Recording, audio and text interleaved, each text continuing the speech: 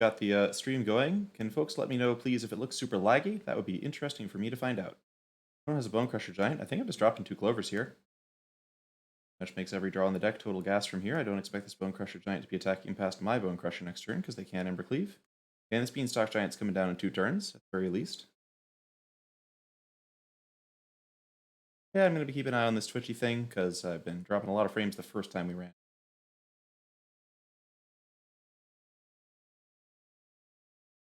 Pitbull, I've been #1 the whole month. I'm used to it at this point. Feel confident, and this is also pretty good practice. I feel like I was not as nervous as I would have expected in the Dreamhack finals, perhaps because I'm used to kind of streaming from positions like this and being in the public view a little bit.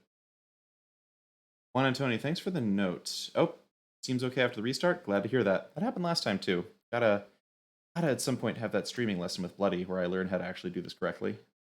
Alright, so opponent has 1 turn where we're going to be kind of caught shields down before we can get this Beanstalk into play.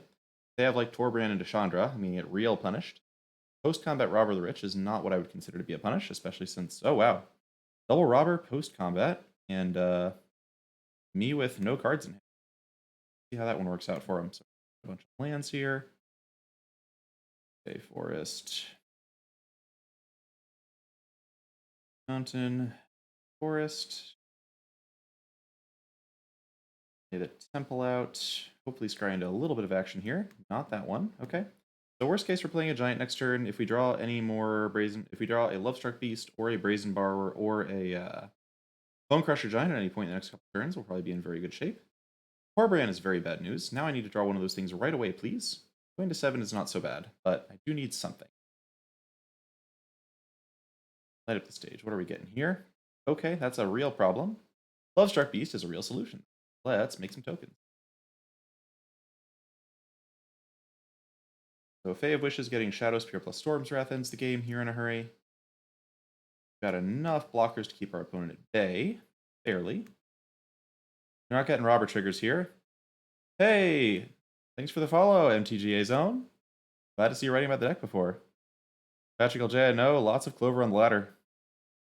Hoping to run the mirror a little bit. The mirror is certainly more interesting in these mono red matchups. Although this one has been interesting. Gonna be interesting to see how our opponent responds here. They can't get through this Beanstalk Giant. We've got a lot of blockers, but I'm also on nothing, so it's really just a top deck war here.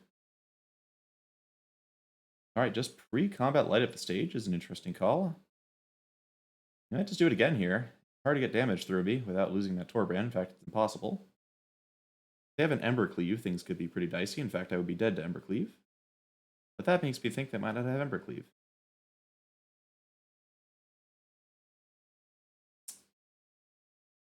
And we're in that nice position where everything but another Clover is a really good draw here, even an Innkeeper.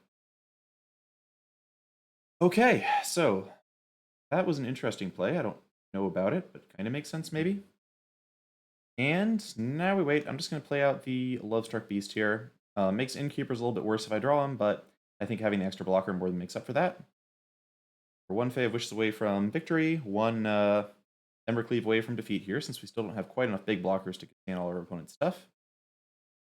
And those double Castle Embereths are beginning to look pretty menacing. In fact, if they have another land, you're going to get real dicey. Not to mention the Scorch Bitter attacking for 3. I could really use a spell. Anything but an Innkeeper or a Clover. Just kind of bonkers here. That definitely qualifies. Okay. So, what are we doing here? Do we wait for them to attack and then shock everything? They might just send the Spitter into us, but that's fine. We at least get rid of the Spitter and kill a robber for free that way. Is there anything? So I could also kill the Torbrand now because I don't want them drawing another Bone Crusher Giant. If they have like double Stomp or double Shock, I could just die. Seems more responsible to kill the Torbrand. I guess if they have another Torbrand, they can kind of get in at me. I think I'm actually supposed to just hit the Spitter, because if they have another Torbrand, it's 3 damage, and the robbers actually don't do anything in that position. Let's try this. Stomp Torbrand.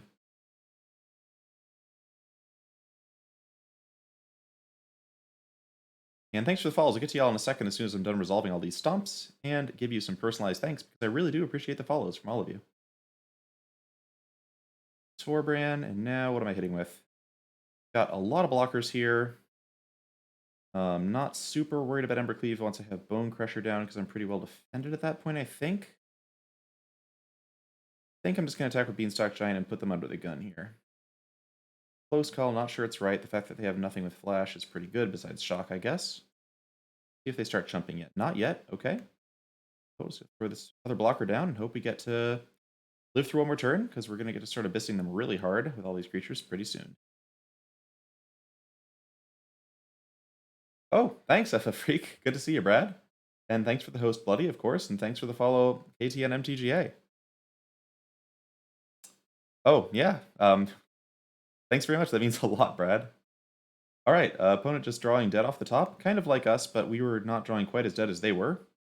They really whiffed pretty hard on all those light up stages. Let's get in this way. They have to block at least with one robber that I like. We're not going to be dead to Cleave plus an Embereth that way, right? That's 8 points of trample. It takes all their mana.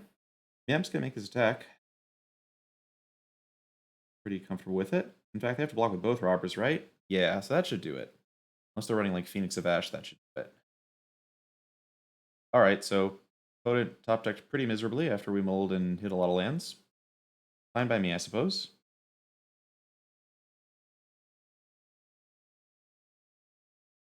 Okay, yep, that's all. Alright, that was a kind of a weird game. Mono Red had a lot of lands. Let's see how things go in game 2 when they're on the play, but we get to sideboard out all the garbage. Escape to the wilds, thank you. Beanstalk Giants can go away. Yeah, there's always this question about boarding in Storm's Wrath. Bringing out Beanstalk Giants makes it harder to hit the red sources, but at the same time makes it harder to hit the mana we could use to Fey for Storm's Wrath. I think I'm usually pretty cool keeping the board here. We'll bring in a Domer's Ambush over a Giant, and then Return to Nature over the other Giant. We bring in Return to Nature because it's pretty good against Anax and Embercleave, which are the two best cards they have against us. I found that having one in the main is usually pretty useful, as well as the Mystic Repeal on the sideboard that can be wished for to contain an Anax as well.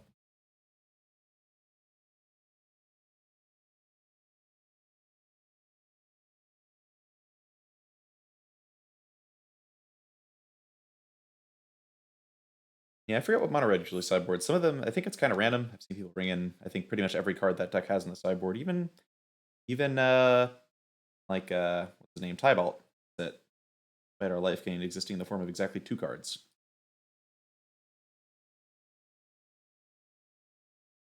But mostly it's all about a curve. If we have a couple pieces of interaction, we're usually fine. One piece of interaction, pretty dicey. That's a lot of interaction. We'll definitely keep that. We get a Bone Crusher, we get a Domer's Ambush to kill something. Bay of Wishes is a pretty good blocker against Fervent Champion. And that's an Edgewell Innkeeper, huh? Pretty down to just cast Innkeeper now. If they spend a turn stomping it instead of casting a 2-drop, I'm pretty okay with that. I'm fine with Innkeeper being stomp bait. And if they don't immediately stomp, it's just going to draw some cards for us. I don't even know if they keep in Shock Post board. Okay, double Javier. Triple Javier. That's some good beats. All right. Huh. Interesting. Interesting. That is a lot of damage. A lot of damage. Okay. Not blocking any of that for sure. That's another Bone Crusher Giant, so I guess I'm just going to be stomping Javier's for a little while here. They have an Anax to follow all this up. It's kind of annoying, but I definitely feel like Embercleave risk is a little too high for me just to want to cast Fey of Wishes right now. Yeah, certainly not blocking with Innkeeper, so back here. We should be taking 4 off of these. They have a Robber of the Rich in addition to this. This is going to be tricky. And as they consider their play, thanks for the follow, Raging Bull. And Prothunts. Thank you for all of that. For the praise. Alright, opponent's going to go to combat now, so this does not look like Emberleaf. So let's see how they stack this up. They should just stack it so these are all 2-1s, but once in a while people will make a mistake, so I'll see if they throw a 3-1 down.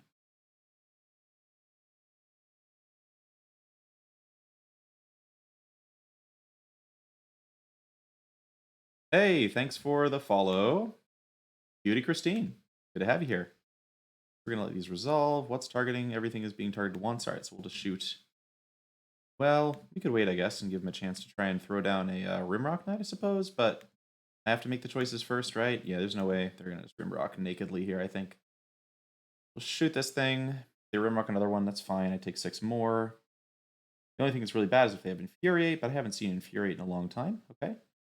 Is this double Rimrock Knight? Wow. All right, that's a lot of damage. But that's almost their whole hand. Does not look like Embercleave is coming down anytime soon. Light up the stage. Okay, great. So we can actually shut out this light up the stage pretty easily, which is good. Huh. This is going to look like a super weird play, but I'm just going to Domery's Ambush and kill this champion. That way we can just block the other champion freely, and they shouldn't be able to get through us unless they draw Shock or Bone Crusher right off the top. I think that's actually the high percentage play. This is not a play I make often with the Ambush, but it's nice to have it as an option. So let's just drop this tap land while we have the chance. Beanstalk Giant, not that interested right now. So yeah, opponent could has a lot of cards they hit that don't help them at all here. It looks like they're just letting the light up the stage go. Cool. All right. Yep. Okay. So this is actually pretty easy. We just get to go Fae of Wishes. We're going to cast it first, see if we draw a land that doesn't hurt us. We'll leave up red because we definitely want to stomp something here. Go into 3, which is not my favorite thing to do, but relatively safe when they have one card in hand, I hope. They do have Embercleave access, so we're going to definitely be... Yeah, I can't really deal with Embercleave, actually. The Rimrock Knight getting a cleave is going to kill us no matter what. We can't shut down both knights. And if they just attack with all 3 creatures, they're going to kill us. Robber means there's no more Embercleave coming in, which is great. We are going to take a little bit of damage on some of this stuff. So hopefully they don't have another Rimrock Knight or a Shock or a Bone Crusher.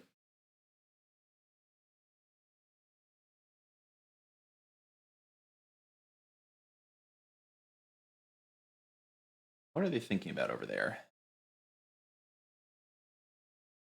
Taxi Cab, thanks for the note. I'll open up the box a bit here, make sure things are not so cut off. Using the queue for 1 second. Pick that up. All right, that looks good. Opponent's entering combat here. Definitely not into letting them get a card off Robber. There are just so many cards in our deck that just kill us immediately. Like Brazenborrower. We're going to shoot the Robber, block both Rimrock Knights, and hope they don't have 2 damage in hand. For a while. Wow, they didn't attack. That's amazing. Take it.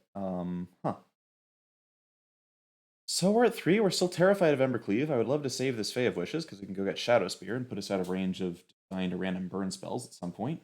I don't want to use Fae just yet. I suppose, given that I don't have... I'm definitely playing this tapped. Given that, I can either make a token and cast a Bone Crusher Giant, or I can just hold up a Stomp and make a token.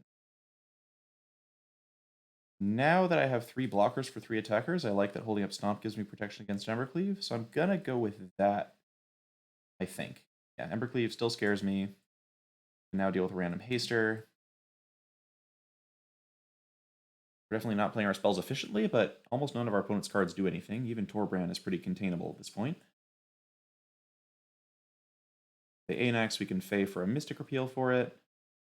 Basically, they need 2 Shocks or Bone Crushers here because we're just trying never to let them through the red again. Drawing 3 Bone Crusher Giants pretty helpful against the triple champion start. Dreamhack, I do like Stomp as well. I am Zeus. Actually, I do live in San Diego right now. I am local to SoCal.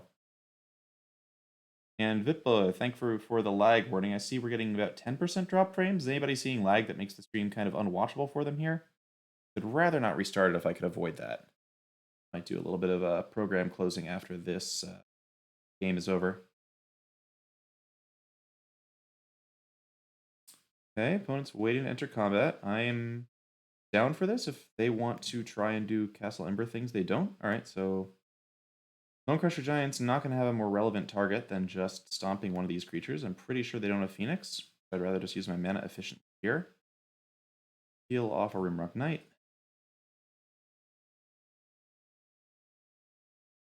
Okay, so at some point we start thinking about digging out Shadow Spear, but I think we're going to wait till we have something a little bigger on the board.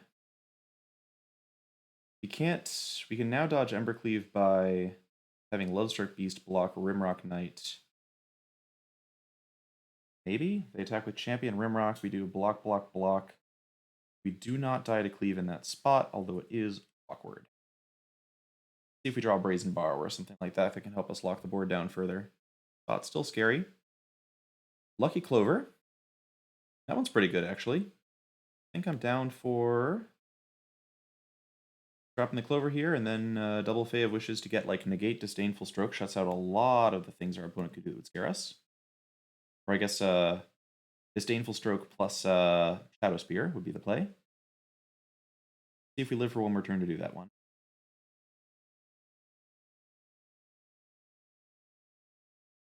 There's definitely a turn where our opponent could have forced some trades to put us to 2 with this Fervent Chant.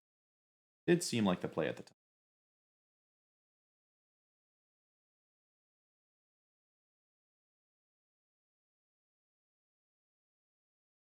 Mago DCS, if you are not a member of the Arena Decklist Discord, it has, I think, something like $1 a month subscription cost because you have to pay on Patreon, but I would definitely recommend the Arena Decklist Discord. It's a big community full of really helpful people. I've been a member of it since I guess, started playing Arena seriously almost, and it's just been really good. Okay, well, we were going to do Fae of Wishing this turn, but I think we're just going to cast the Great Henge and win. And sometimes I really do want the second copy of this card because this feels good. All right, Great Henge coming down. We could have done the Fae of Wishes stuff. At this point, though, we definitely have Embercleave more than covered with the toughness we have here. So I'm just going to cast this, and then next turn we can go get Shadow Spear and win the game. Bone Crusher Giant gives us something big that can attack with a Shadow Spear that doesn't get randomly shut down. And then we have the other land drop to go with Brazen Borrower, and now the game's completely locked up. I don't think Mono Red has any outs. No need to attack with Lovestruck Beast. I think I'm comfortable doing it, but I don't need to. The game will be locked up the moment I get Shadow Spear down.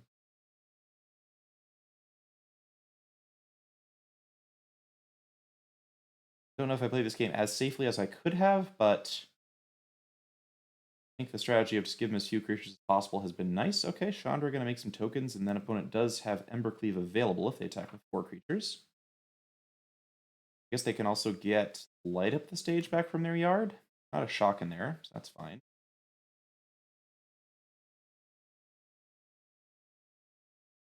Brazen Borrower takes care of Embercleave quite nicely, as is Screecher's job in this matchup.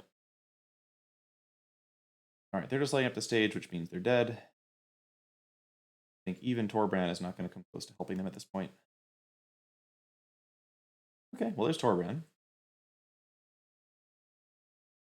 But it doesn't matter. Okay, so they have a mountain, which means they have 7 mana, so something like bouncing Chandra is not going to help. I'll just save this Brazen Borrower to bounce Torbrand when we get the chance. I guess we just get Disdainful Stroke for Torbrand, actually, and that'll clean up. So, granted. Shadow Spear. Stroke for Torbrand. And just kill the Chandra for good measure. And thank you for the follow, person who I'll get to in just one moment as soon as this game is over, which is going to be very, very soon now. Good game, opponent. And thank you for the follow, Diago92, and Haley, and Tao Time 8. Great, this is wonderful. And it looks like no one's complaining too much about the frame rate here. Baja Pigeon. Thanks for binge watching the YouTube videos. I do crave those viewer hours. And thank you for the follow, Taxi Cab. It's great to have y'all here. We just finished off Mono Red in convincing fashion to start the stream, and thanks for the congrats, Half Cadence. Oh, hey, it's you. Thanks for the games, too. You got really unlucky in that second one. I just drew all the Bone Crushers, which will, I guess, happen sometimes. But thanks for the games. And yeah, I didn't see as much Mono Red at Dreamhack, but I guess folks are still repping it on the ladder. I think it's a really good choice if you expect people to start trying to prepare for Clover by playing Reclamation. I think Mono Red definitely has a spot in the metagame, or against that Bant Ramp deck that Groky's been playing. Maybe that's good against Mono Red. I don't know. I haven't been following him closely enough. Yeah, good games for sure. Okay, so just going to do a quick check on what I've got running here, see if I can shut down some stuff that might be slowing the stream a little bit. Twitter, for example.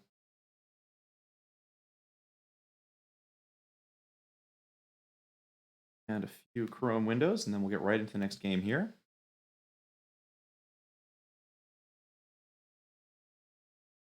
Yeah, excellent. All right, let's roll with the next match right here. Bart 4. I have played against a lot of Bant Ramp decks. Not the version Crokies has been popularizing necessarily. I've just been kind of various brews of Bant, everything from Tamio combo with Uro and Thassa's Oracle to more standard ramp decks that were just splashing Dream Trawler or something. I think I'm like 8-1 or 9-1 against Bant so far, but a lot of those lists didn't seem like they were necessarily super tuned. So I'd be curious to run into somebody running the Croaky's list to see how that feels. Knight of Autumn is definitely not my favorite thing to see following a Clover.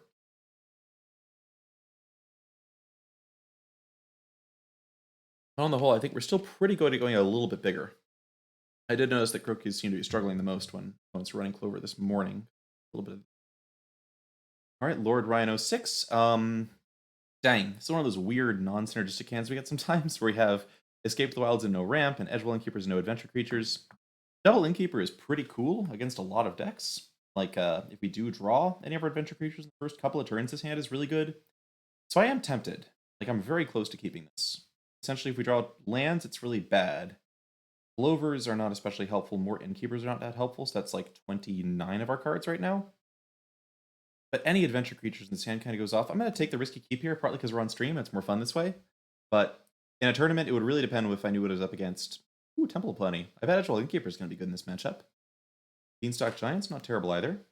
And let's just start with Stomping Grounds, so that next turn, if we want, we can Island to get all our mana untapped here.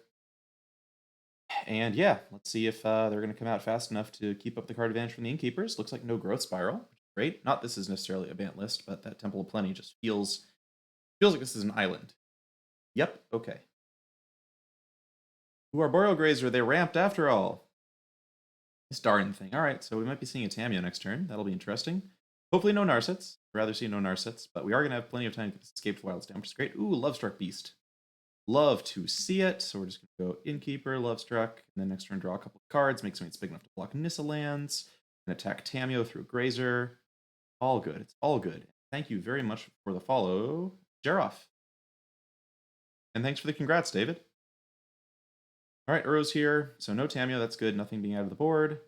Oh, it's still hitting land drops, which is cool, but it's Arboreal Grazer. I still don't believe in this card. It did ramp them a little bit. What if it were just a Wolf Willow Haven? Would that really have been so bad? Oh no, it's another Arboreal Grazer. Are you out of lands yet? They are out of lands. Okay. So admittedly, if they have a Nissa, we're going to have a hard time attacking it temporarily, but I bet we can draw a Brazen Bar or something off of this Lovestruck Beast, and they can pin down Nissa for a little bit. Bone Crusher Giant's also nice. Throw a point of damage to these Grazers. Meantime. Yeah, this may be my least favorite card in Standard or something. Just like seeing it on the opponent's side or my side just annoys me, not in the way that it's like difficult to get past, but just that I'm annoyed to see it. Just a silly card. All right, Elspeth Conquers Death. Opponent manages to snap off Lovestruck Beast that drew me 2 cards. We got an Uro they can bring back and Growth Spiral again with. Ooh, a Brazen Borrower. Huh. So I'm just going to kill both these Grazers. Feels like I might as well. Opponent probably doesn't have a Nissa, or they would have cast it.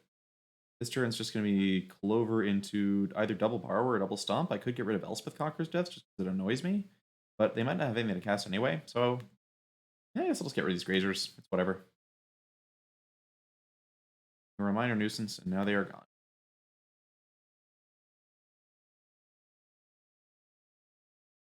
As usual, the second stage of Elspeth Conqueror's Death is looking kind of annoying. But worst case scenario, if they do play a Nissa or something, we can at least Brazen Borrower and bounce the Nissa and the Elspeth Conqueror's Death. And we're still enough life that we can take a Nissa hit or 2.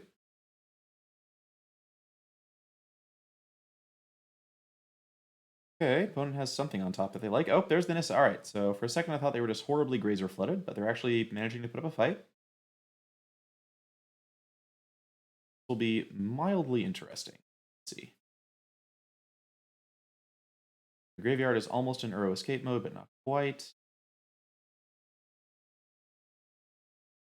Okay. Another Borrower. So I don't really care about this Elspeth Conqueror's Death going down. In fact, I kind of want it to...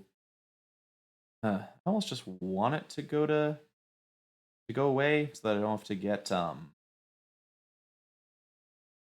spells paid more expensive anymore. All right, so what I can do is actually just cast Bone Crusher Giant and then hold up a Brazen Borrower for after this thing goes away and the effect wears off. I could also Beanstalk Giant twice and then wait for the effect to wear off, but I think I'd rather be able to kill a Nissa land here. I'll do this, draw a couple cards, maybe hit a... I should have left a blue untapped, that was lazy, because now if I had like a forest or something... Yep, okay, so punished. I should have 11 life instead of 9 right now. That was my bad. We're going to no attacks here and see if they try to bring back Uro or something at some point. I could bounce Nissa. I want to bounce Nissa in response to this trigger coming. I don't really want to bounce their Uro. That seems annoying. I think I'm not that scared of them having Hydra Crisis because they have a 1 forest in play at the moment. So I'd rather see if they're going to try and... I'd rather just bounce this Nissa end of turn because it's very unlikely they have anything that's too scary to cast with this. Okay, well, I'm eating my words a little bit. That's a Dream Trawler. Let's... But they only have 1 card in hand, so we're going to be able to actually bounce that one pretty easily. Unless they want to discard a Nissa or something to save it. It is annoying, but we have a good amount of defense. So I think we're going to be okay.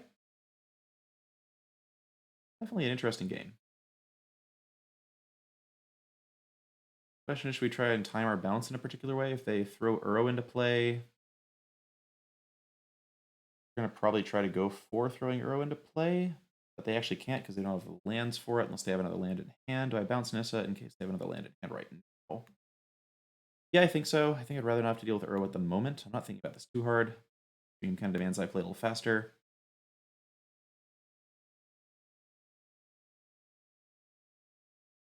Quick check for follow, folks. Thanks for the follow. Elbow. Pronounce that. Pitbull, I do a lot of mistakes with auto tappers. A lot of mistakes. And Dude V, thanks for the congrats. Crisis is probably a fine singleton. It's like one of many cards. It's like a reasonable singleton. Okay, opponent discards a growth spiral, so that doesn't get bounced, but Nissa does get bounced. And they do get a land, but I don't especially care about that. I'll block their lands if they try to attack here. Are they going to attack? Okay, sure. What am I taking out? Am I taking out the island? They got double blue. They got plenty of green. This makes white mana, but they also have plenty of white. So I think I'm going to take out the island, block this thing. Got Dream Trawler restrained pretty easily. So because those double grazers were just so weak, I think we're going to be totally fine. We just have a ton of card advantage in right now between these Innkeepers and the Borrower. It would be nice to get some power on board here. So what do we have? We have a forest to start with. We can go Clover into triple Beanstalk Giant, into being able to bounce the Trawler next turn pretty hard. We can also bounce the Nissa again. We might have to jump with an Innkeeper somewhere in there, but I think that's fine. We can also Beanstalk now, leave the Clover back, be able to cast a Borrower, which then is able to block Trawler, so that's kind of a more efficient use of mana.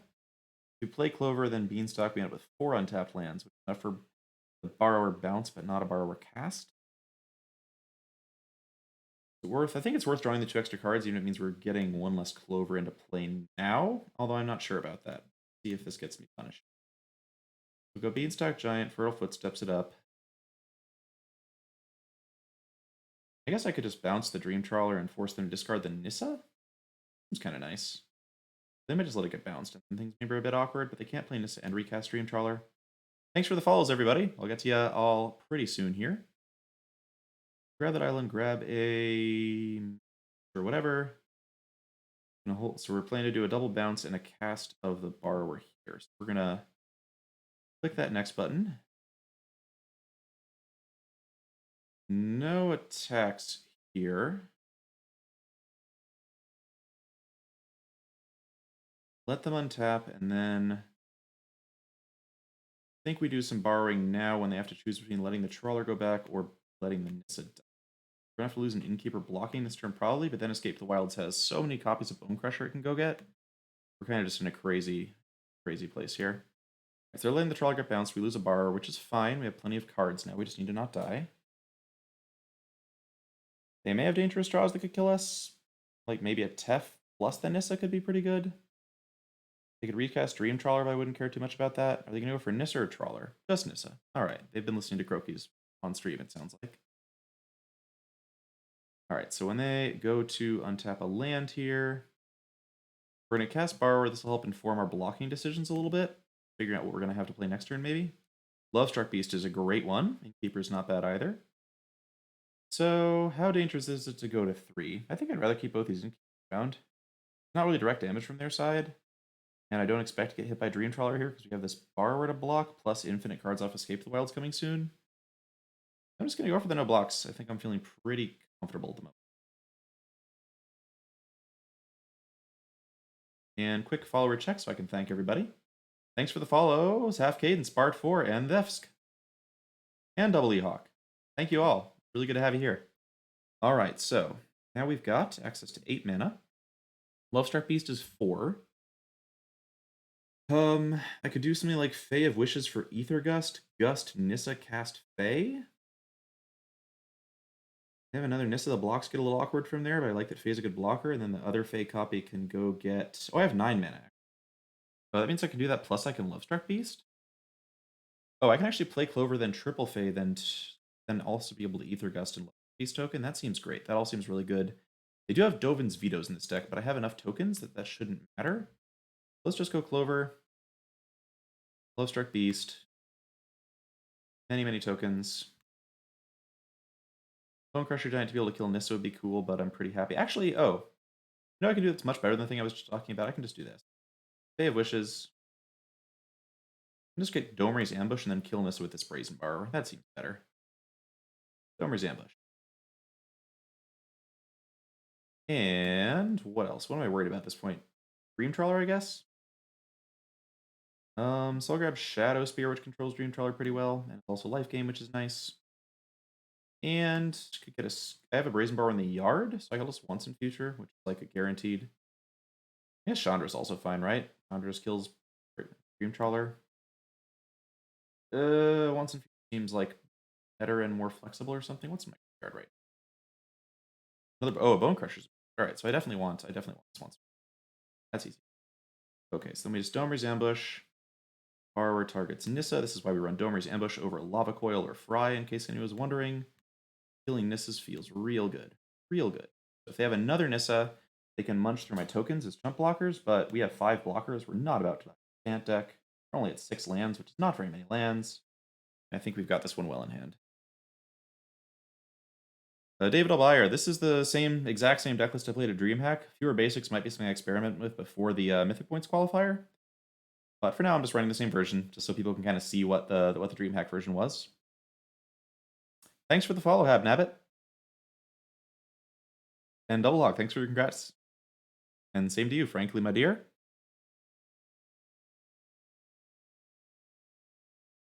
And thanks for the follow, too. Great to have you here. All right, Dream Trawler. Let's, yeah, so Dream Trawler is definitely scarier in this deck than Blue White because it comes out faster and they have more pressure, but our start was just way too good here. I'm not concerned by this card. What I can do is Shadow Spear plus once in future plus Bone Crusher to kill it. That's probably going to be the play that gets the scoop the fastest. So let's do that. Do once in future. Get back Bone Crusher, get back... we'll just get back Domer's Ambush, I suppose. That's not way to kill a Dream Trawler. Pay the Adamant cost, play a Shadow Spear. They only have 1 card to discard, so they can't get Dream Trawler Hexproof often enough. They could make it Hexproof in response, but then I just Bone Crusher it to death because they're out of cards in hand. So let's just do this. We're going to hold full control for a hot second because I'm still not sure how this ordering all works. Borrower targets Dream Trawler. Yep, we got Shadow Spear in place, so no Hexproof for you.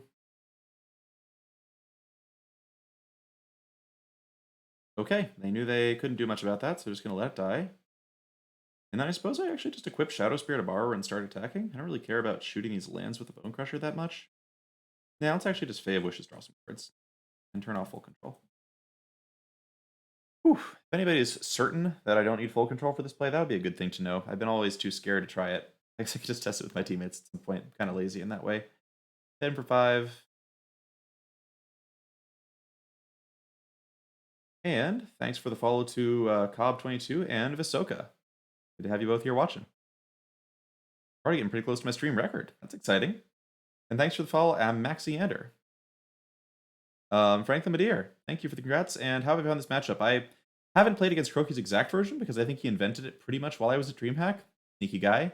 But it's been fine so far here. I think they have a lot of strong cards and there are scary starts that are hard for us to keep up with. We just had a very good start here with multiple Clovers and we're able to keep them at bay pretty easily thanks to the double Innkeepers. I guess double Clover was later. Double Innkeeper was early and it let us hold them off for plenty of time. Uro is in play. All right. What am I doing? Kill all their stuff. Dooby dooby doo. Goodbye, Uro. Nikodovin's veto one of the copies, but I have another Bone Crusher, so I don't care. Lots of follows coming in. I'll get to y'all soon as we're done this turn, which might be kind of a long one. We have a lot of stuff to do. I should have beanstalked first. That was a little... We'll beanstalk now.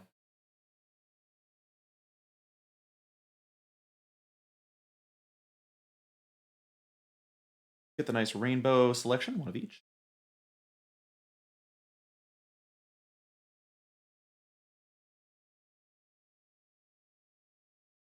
Who needs Nissa? Not us. That's who needs Nissa. And cast some more stuff, draw some more cards.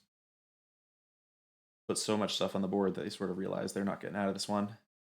Another Beanstalk Giant. That way we can only get forests, but I think that's fine. Let's get some forests, or forests and islands.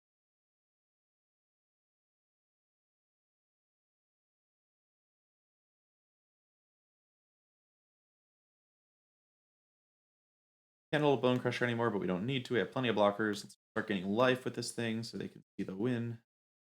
Slipping away.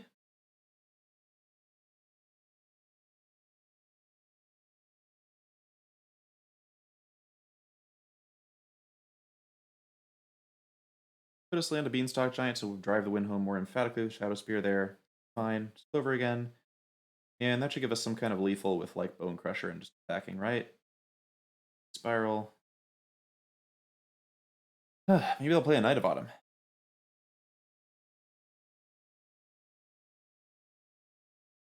I think one thing about... Oh, wow. All right. I was not expecting Time Wipe. Is that in the Croquis list? Anybody know? All right. That's a good thing to watch out for next time. Doesn't matter too much because this deck mostly is just a deck that gets on lands, but wasn't expecting that. Let's escape the wilds because we had another Bone Crusher right now. We can just stomp them to death. Great, perfect. Stomp, stomp, stomp, stomp, stomp, stomp, stomp, stomp. That'll do it. And I'm gonna get to all you follows in just a second as soon as we resolve all of these stomps. I guess, could hold full control and then respond to my stomp with another stomp. Let's do that. Target. Hit one, respond with another stomp. There we go. Yep. Turn off full control, and now stomps.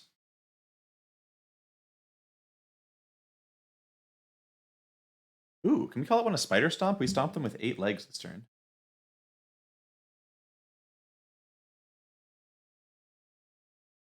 Game. All right. Back to follow checking for a second. Thanks. Oh, Nammer Squats. Hey, it was great to see you at Dreamhack, and it's good to see you following. Thanks also for the follows. Red Magic for 4 and Wax and Lyrical. 2 Shatters and 1 Grazer. Yes, this is not the Croquis list, something different. And thanks, Mustben SMTGA. Welcome, new friends, as iPhone 5 says. iPhone 5 has been here for a while. Okay, what are we sideboarding? It's a Nissa deck, but also probably a Tef deck, which makes me wonder whether Ether Gust is actually worth it. Not an unreasonable card, even if it's cast at sorcery speed. Let's see. So typically in these matchups, I like to cut 1 Fae because it's a pretty miserable attacker into Nissa, and it's fine as a blocker, but we usually don't need that as much. I'll bring in a Gust. And Incubation and Congruity, I think as soon as I start cutting creatures, I start wanting to cut copies of this card as well.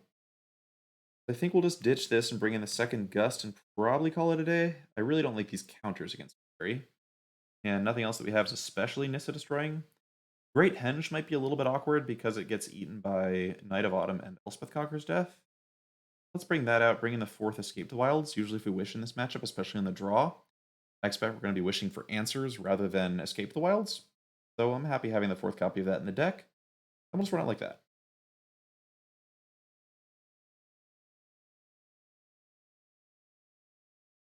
DM Viper, Saffron Olive actually tried that when he played this deck. He put a copy of Thousand Year Storm in the sideboard. I think it just makes extra copies and doesn't trigger off the... It doesn't like go exponential the way I think you're hoping it does. This hand is fine. Not exciting, but it's fine. If they have Knight of Autumn, we're going to get kind of gotten by that, but then they played a 2-1 on turn 3, so it's not so bad. Do need a little more action at some point to get to this Escape the Wild safely, but feeling okay so far.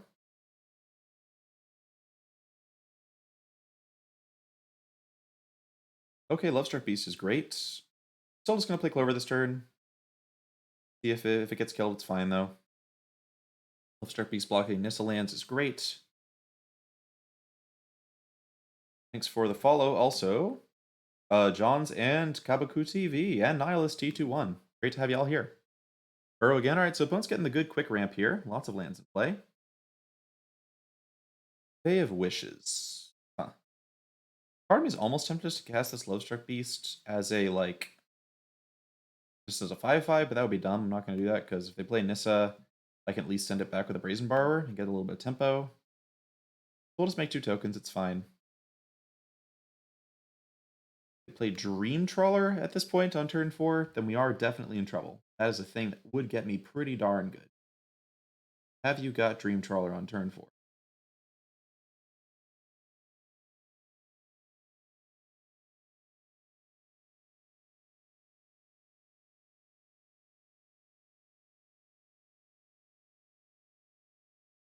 I can actually imagine bringing a Disdainful Stroke. Alright, that's a Dream Trawler on turn 4. That's not bad.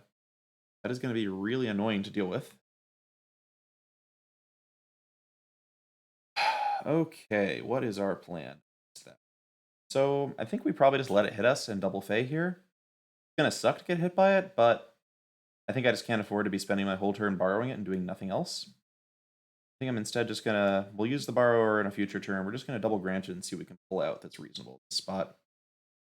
Yeah, Spyglass is just fine, right? We'll get Spyglass. And we'll get Disdainful Stroke's sort of interesting. Maybe a little slow. Henge is good with Lovestruck Beast. Domri's Ambush can actually shut down the thing when it comes down again, and also is good against Nissa. Let's just take Domri's Ambush. Alright. If they have like counter magic and like a Nissa to go with the Dream Trawler, then we're definitely really dead. They had a good start, good on them. But we're not out of it here.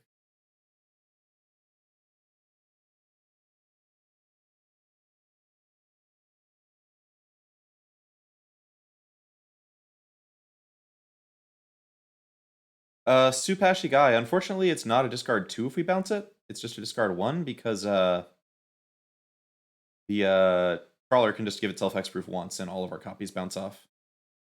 The real Nessie G, thanks for the congrats.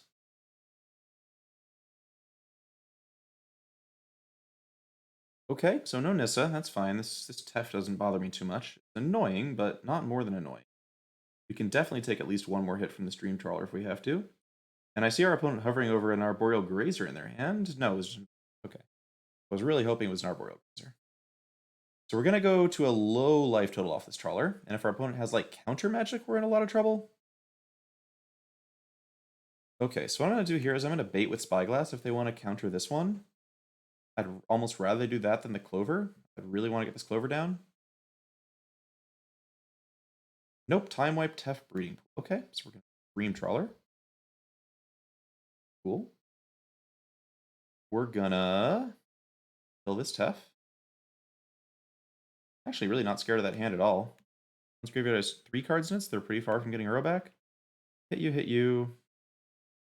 And they do have the land such that they can go Tef and Dream Trawler next turn, but then I just shoot it with Domri's Ambush, which seems fine. I guess they could, so if they go Tef, bounce the Spyglass, play Dream Trawler. I'm annoyed, but it's still not lethal. Actually, I have a couple blockers I can throw in front of it, so I'm down to just go Breeding Pool, wait. Maybe I Clover this turn? Maybe Clover's actually better. You can hit me with Dream Trawler pretty hard, but nah, I don't want to get hit by this Dream Trawler. I don't think I need to. I have so many resources. Let's let our opponent make the first move. Okay, sure. Bounce this Trawler in response.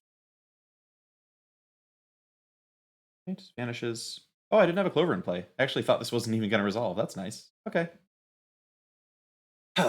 Feeling alright, feeling alright. Would love one more Brazen Borrower to bring this one home. Here's Trawler again, sure.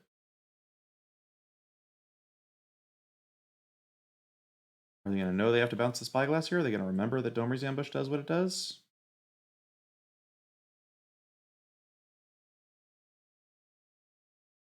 Also, I know I've missed some follows. I've been hearing the sound in the back of my mind.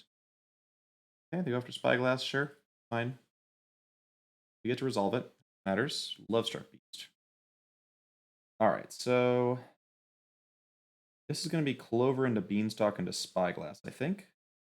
We have plenty of blockers to throw in front of Dream Trawler later. It's not going to kill us next turn. So I'm into doing this and then making some blockers with Lovestruck Beast.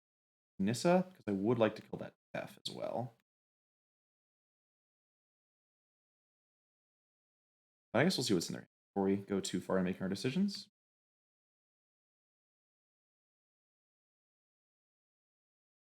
Spyglass, Name Trawler. I suppose if they have a Knight of Autumn in hand, now we're in trouble? Nope, just lands. That's good. Okay. Dream Trawler. Never click Dream Eater. Haven't done that yet, but I'm always tempted to do it, and it's always a terrible idea to be tempted by that. Okay, so I don't know that I want to kill the Tef because that gives them a better chance of getting back Uro if they have like a Fabled Passage. If they attack with Dream Trawler and don't play a blocker, I can kill the Tef anyway? I guess if they have Hydroid Krasis, do I play a land? They have 4/10 mana. They draw 4 cards off the Krasis. That actually would kill me. Dream Trawler got in here. So maybe I don't use Lovestruck Beast yet. Maybe we just play this out. Pass the turn. So I'm just not going to lose this token here. I'd rather not. There are still dangerous cards I could draw. We're not completely out of the woods, but I feel like this position seemed pretty good. Admittedly, Krasis would be difficult even. Or Dovin's View. Wouldn't like that one either. But they need to have something relevant in these 2 cards because their current hand doesn't do anything. Alright, well, let's start with the original plan, which is play Lovestruck Beast in Domer's Ambush. Does Lovestruck Beast resolve? I have a second one they don't know about, so if they tried to counter that one, we could have got them good. Let's go with no. Ambush. Lovestruck Beast targets Dream Trawler. Does this work? Do you have Ether Gust? If you have Ether Gust, I'll be annoyed. I guess you could have Time Wipe. Oh yeah, Time Wipe's totally fine. Please put that Dream Trawler back in your hand and don't use it for a while, thank you. Okay, so now we just go Beanstalk Giant, get some more lands, make some more tokens, then we have Escape the Wilds plus an active Spyglass, which seems really good. And I have some follows to get to as soon as this turn is over. It'll be soon, I promise. I just cast Fae of Wishes here. I don't see myself necessarily bringing it back, but is it better to have it in play than the tokens are?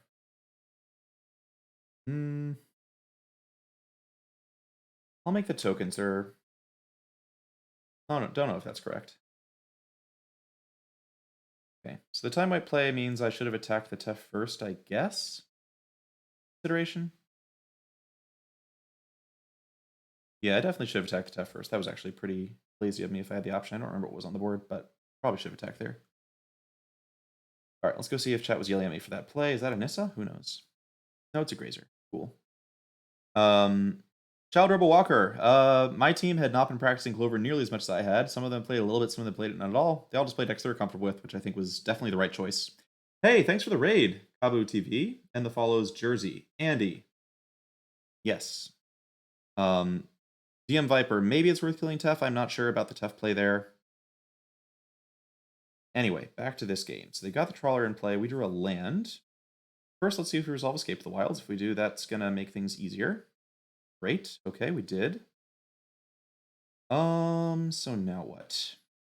They know we have a face-up Bone Crusher, but that does let me safely attack into the Tef with these 2. We definitely don't want Tef to be able to tick down and bounce a flying blocker. We do want our flying blockers to be moving.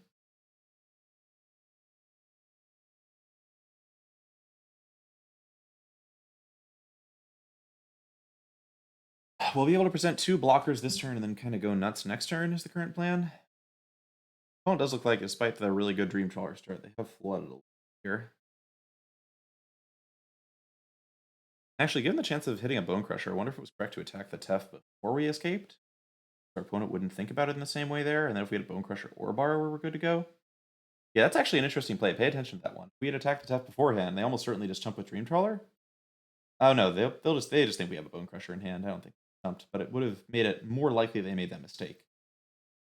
Helpful sometimes think of like information you don't know and your opponent doesn't know, but you have a better sense of what the information might be. I just confused myself. I'm starting to get a headache. All right, make the blocking decisions opponent. Okay, this lets Tef go to 1. Cool. What am I doing? I'm just casting multiple flying blockers, and they're not going to be able to remove both of these. Certainly. I'll just throw these down. Throw down a tapped Vents here, and then I have a lot of stuff I have to do next turn, but I also have a lot of mana next turn, which is nice. Throw it. I'm at 4. Might as well just make the Love Struck tokens now. I don't think being on 4 versus 6 is going to punish me. Dream Trawler either way if they're removing blockers. I think the only thing that actually puts these out of commission would be Elspeth Conquers Death for the Borrower and Tef for the Fae. They have both of those cards. They're drawing the card to kill me from 6 anyway. I don't think our opponent made any mistakes this game. It's hard to remember the whole thing, but it feels like they've kind of been doing powerful stuff. We were just being able to keep up. Nissa, sure, whatever. We have tokens for you. Nissa is just fine by me. They have a Krasis also. Now this is the point where a Krasis has us in trouble, but they didn't untap a forest, which makes me think no Krasis. Okay. Brawler plus Plains. It's worth getting rid of this Plains and trading 2 tokens for it, given that I have some more tokens as well. I just like getting 3/3s off the board. Can't kill Fae anyway.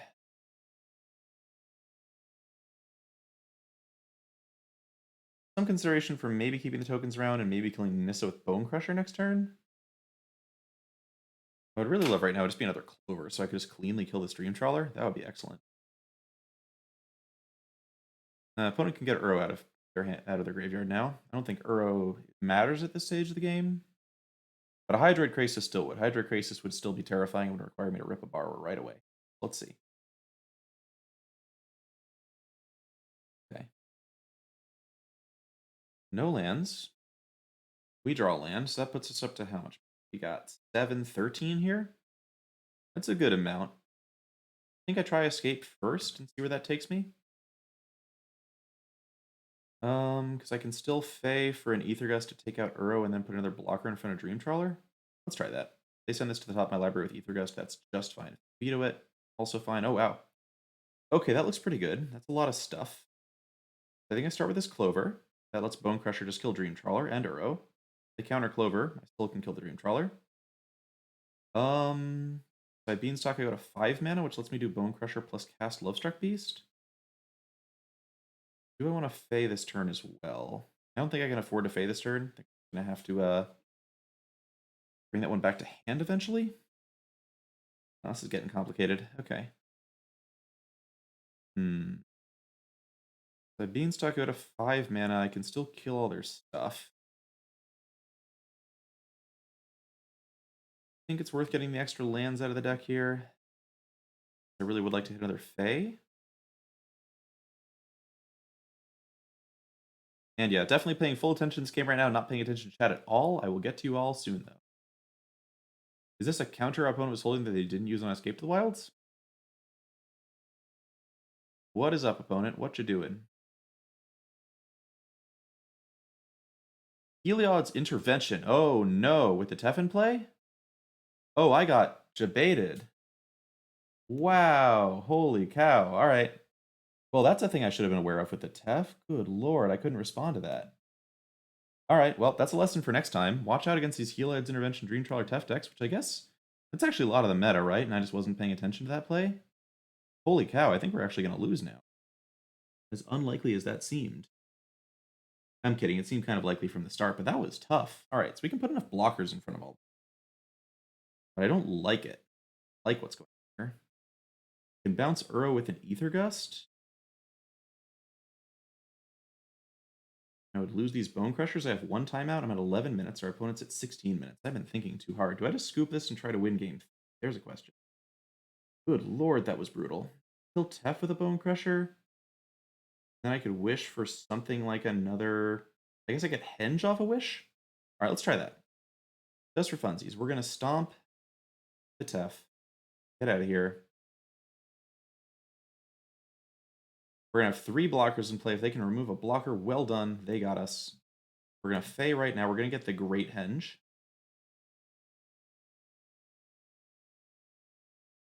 See if we can just block our way out of a jam. If this is Mystical Dispute, then well done. You really, really got us. We get once in future. I just want the Henge at this point. Let's do that. Temple of Abandon.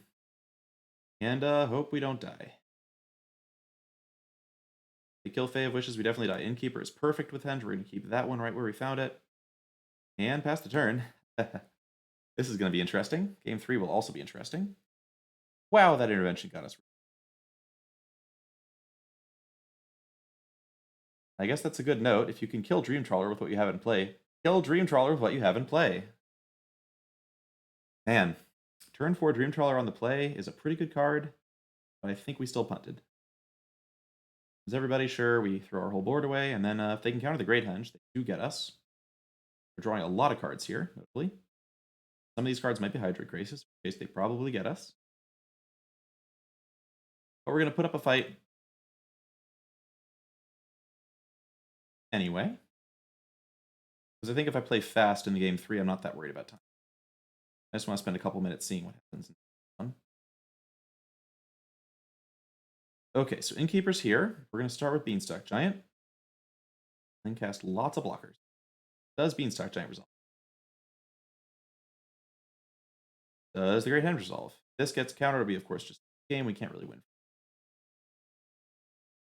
That one resolves. Okay. Are you going to kill Great Henge in response to me using it with another Heliod's intervention?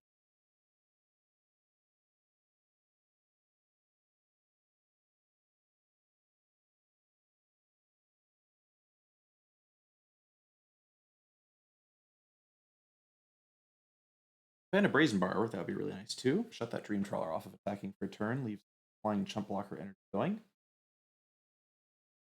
Okay, that one comes down. It's possible opponent has the win and they're just trying to waste my time. That would be a perfectly reasonable play to make here.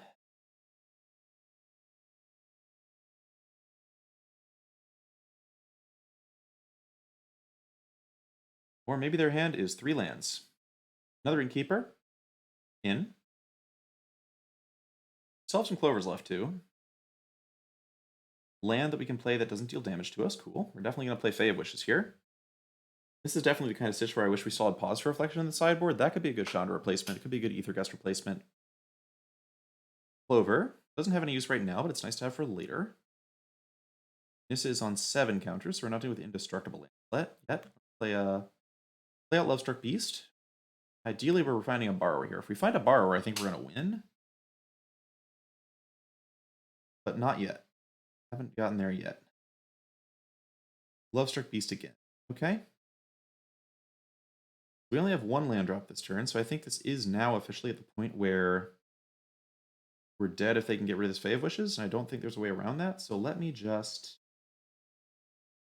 Yeah, I'm just going to jam... I really need to jam these Clovers. Let's just draw some more cards.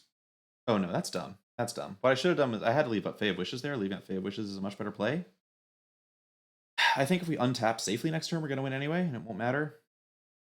But that was not the right play on my part. Let's Temple, Scry. The way we win this game at this point is going to be probably Shadow Spear. But let's see if we just die to another Tef. Are dead to another Tef here. Okay, discard some lands, whatever. Do you have another Tef opponent? I will scoop to it immediately, and then I have 9 minutes to win game 3, which is pretty reasonable. They're looking at Fae of Wishes in a very looking at it kind of way. Elspeth Conquers Death does not do it here. Elspeth Conquers Death does not do it here. I repeat, does not do it here. Dangerous, we have to pay attention to it, but not do it here. Yeah, okay, it's definitely fun enough that we're just going to try playing this out. I think it would probably be smarter for me to leave the rest of my time, but we're going to try this. We're going to try it and see if we can do it, assuming we don't die immediately. Is this Hydroid Crisis? I have a feeling this is Hydroid Crisis. I hate it. I hate the feeling that Hydroid Crisis. Although I don't even think Hydroid Crisis honestly matters right now. I think our next turn is going to be so big. I mean, this is probably Krasis look for Teferi, which is very sensible.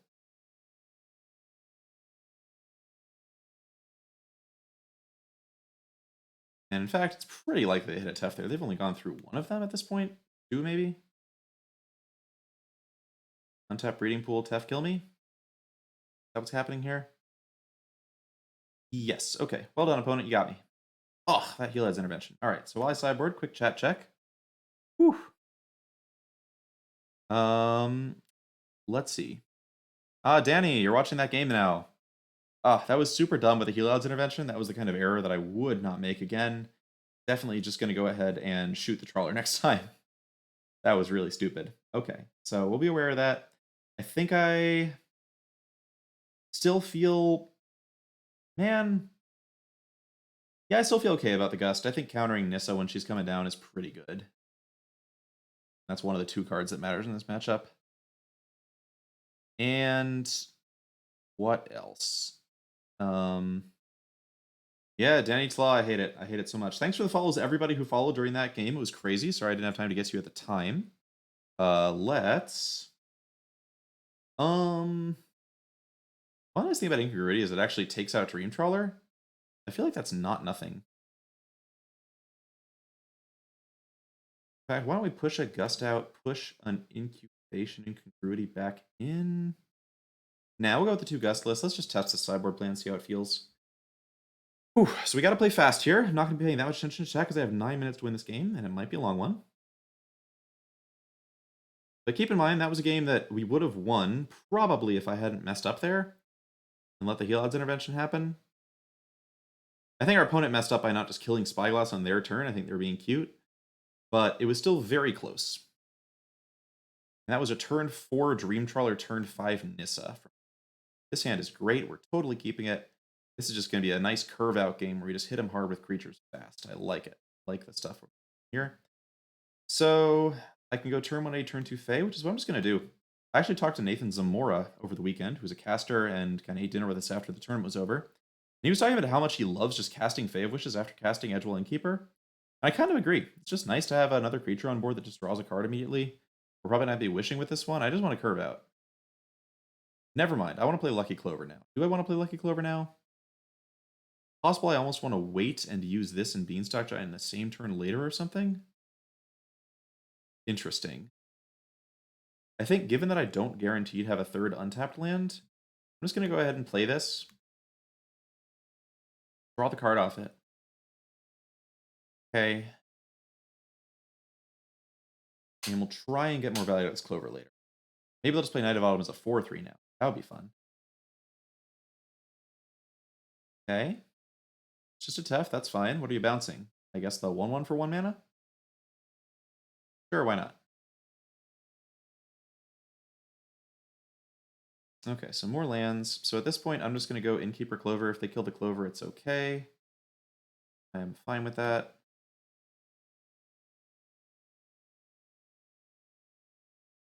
Still getting to pressure the Tef under this plan.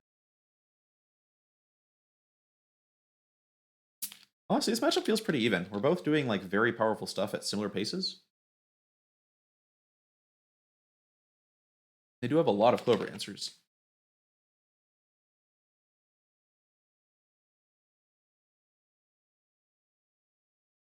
Knight of Autumn? Just another Tef, that's fine. More Tefs are totally fine. Would love some red mana. That'd be cool. The fact that I just get to attack into this Tef and kill it is great. Ooh, I love Brazen Borrower. That's great. So now what I get to do is just attack into Tef, kill it. And then if next turn they just cast Nissa, I get to just double borrow the Nissa and the Grazer, which is cool. I like the non-block with Grazer there. It doesn't matter to block and you're opening up to get killed by Bone Crusher Giant. Our opponent does not want to happen. See, I'm doing this. It's just because I think they have Nissa. I think they're going to play a Nissa. They didn't play Knight of Autumn last turn. I don't think they have Knight of Autumn. I think they're going to play a Nissa. Then they're going to bounce all their stuff, and it's going to be... Because then next turn I get to double stomp their land, and they have to have another land to just cast Nissa if they're doing that. This is my sinister plan, opponent. Play into it. Play into it. Play into it. Play into it. Play into it. Quick chat check while they're thinking about whether to play into it. Thanks for the follows, Alpha Century, Learjets, Makana, Cosmic Patterson. Great to have y'all here. Thanks for the congrats, Adavan. This is my rest. I love laddering. This is just rest. James, Onion Ring 19. One dog. One dog for sure. Toots, thanks for the congrats. All right, so they're just playing a Hydro Crisis for 2. I guess maybe just trying to hit a land drop. But I don't have to do anything with that. Brazen Borrower doesn't need to come out at all. Save it for a Dream Trawler or something. So sure, waste a little bit of mana, but that's fine. We are going to have plenty of mana. All right, so Beanstalk Giant first. That part's important. We want to be able to scry with Temple of Abandon after this happens. We'll just get Mountain. Let's get Mountain here. Play out the island. Play out the temple. Actually, that was dumb. I should have gotten Mountain Island because I went Borrower there. I was not thinking about how many land drops I actually had. I'll keep a Borrower, I think. It's fine. They go for Nissa, we still just get to bounce her very easily. Oh, I should have gotten more islands. That was really bad. I only have 2 islands now. It's going to make it so hard and annoying to play Brazen Borrowers. Okay, so feeling a bit silly. I think we'll be okay, though. I think we'll be okay. If they start casting Dream Trawlers this turn, that's annoying.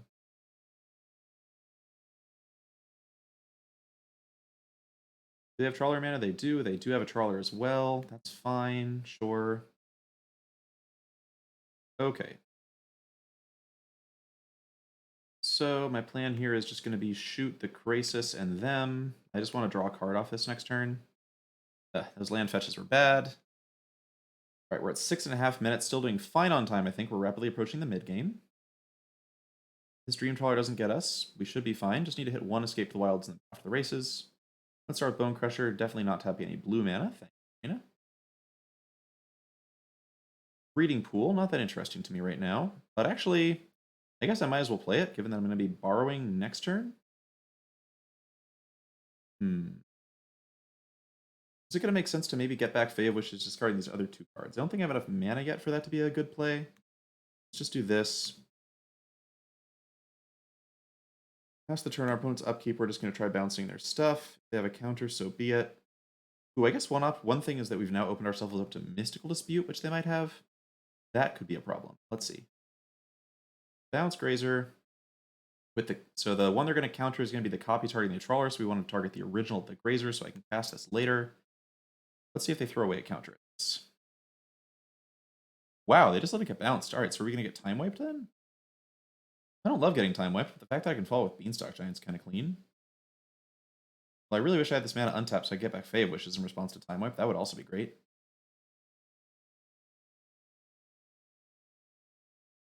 This definitely feels like a time wipe, and I definitely punted by not having more untapped blue here. If I could Fae of Wishes into Escape the Wilds, good. Or I guess I don't have Escape the Wilds anymore, huh? Still be nice to do. Oh, Grazer coming down to get bounced with time wipe again? That would be cute.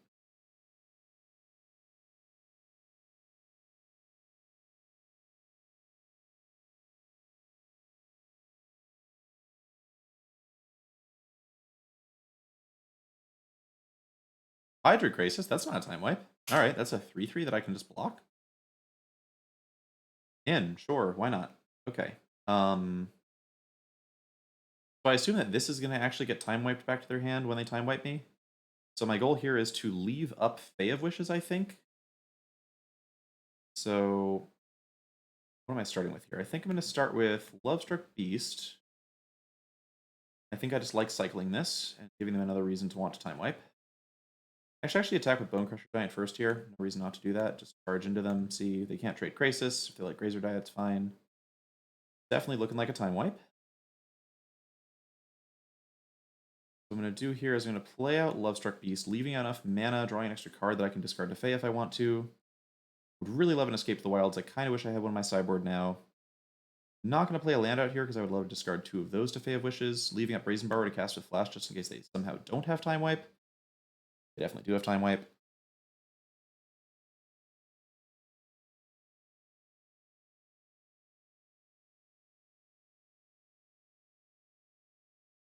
This is Nissa into time wipe. I'm extra annoyed. We can deal with that one though if we have to. It is looking like Nissa into time wipe. There's no way they would cast Nissa onto this board because I will just kill her.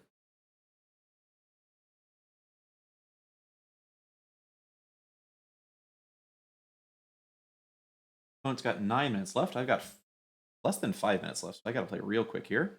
No thinking aloud. Probably gonna be a loss on stream, honestly. But let's see how this goes. Everything's gonna resolve as soon as you do it. This resolves, sure. Time wipe coming out, and then you make a land. I see you, opponent. I see you. Yep, response to that. We get Fave Wishes back. Discard these two.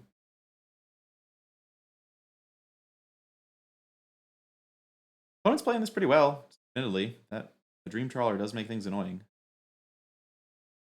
They can get like an Ether Gust by untapping a Breeding Pool here. I'm especially annoyed, but it looks like they might be out of stuff. These next few turns are going to be complicated, and we probably don't have enough time to execute on all of them. Also, all of this resolves. I'm not bouncing your Nissa right now. Need to save that for Dream Trawler. Okay, so we're going to do this. We're going to Fave Wishes. We're going to grab Ether Gust as one of our cards. We just need to put Nissa back. So certainly going to be Ether Gust. And I think it just has to be once in future here. I don't think I can afford to just... maybe it's Great Henge, actually. Huh. Yeah, maybe it is Great Henge. I think Great Henge is just faster as far as like doing cool stuff goes. And I'm just going to play out... Dude, I guess I have to play this. Oh, darn it. My arena's lagging a little bit. Play this out. Play out the... Darn, I don't even want to play out the fakes. I want to play that once I have Great Henge out. So... I'll just play Fae. It blocks the land. It's fine. Okay, so we're definitely under time pressure and hunting pretty hard here. We're going to want to draw. Dust the Nissa if we can. If we can't, we die. Again, leave ourselves open to Mystical Dispute because I decided to play this Fae, which was probably wrong. Time pressure sucks. But this matchup is very interesting. I would not mind running into this more tonight. I think we should have won that second game, and we should have won the third game too. All right, have you got the dispute? You got something. What have you got? Maybe the veto? Also, I think I had turn 1 Arboreal Grazer every game. The only time that Arboreal Grazer is good. So I do feel like this matchup's probably pretty reasonable. Dovin's veto. Okay, so that means we're casting a Giant Hydroid Krasis, and I'm going to give up the Ghost here. I don't think we're going to beat Giant Hydroid Krasis with the time we have left. Would have been fun to try, but I don't think we're going to do it. And now I get to thank everybody for their follows. All right, thanks. Thank you. Lots of people. Gian Bobo, The Temporal Slinger, Darth Pappas, Go for Broke 11, Joseph Wanaman, Royce G59, Cheesy 911, Alpha Century. Thank you all for the follows. All right. Whew. Okay, so that was an interesting match. We're still on number 1 because we are way up there. But I would love to run into that some more. I think we should have won that one. I'm not blaming you, chat. I love you, chat. You're wonderful. Blaming myself. Jump right back in ladder time. And thank you for the follow, Boojum Snark. Restart client. Oh, that's a good idea, actually. That was lagging a little bit, wasn't it? Let's cancel and restart the client real quick. Give me more time to talk to you, chat. And more time to thank whoever it was who just followed. Let's game real quick. Oh, what does the stream do when I exit the game on stream? I wonder. Oh, it just shows a blank screen. Great. Okay. Thanks for the follow. That stinks. That stinks. Yes, that game did stink. That was a stinky match, but fun at the same time. Dream Trawler is a funny card like that. Ooh.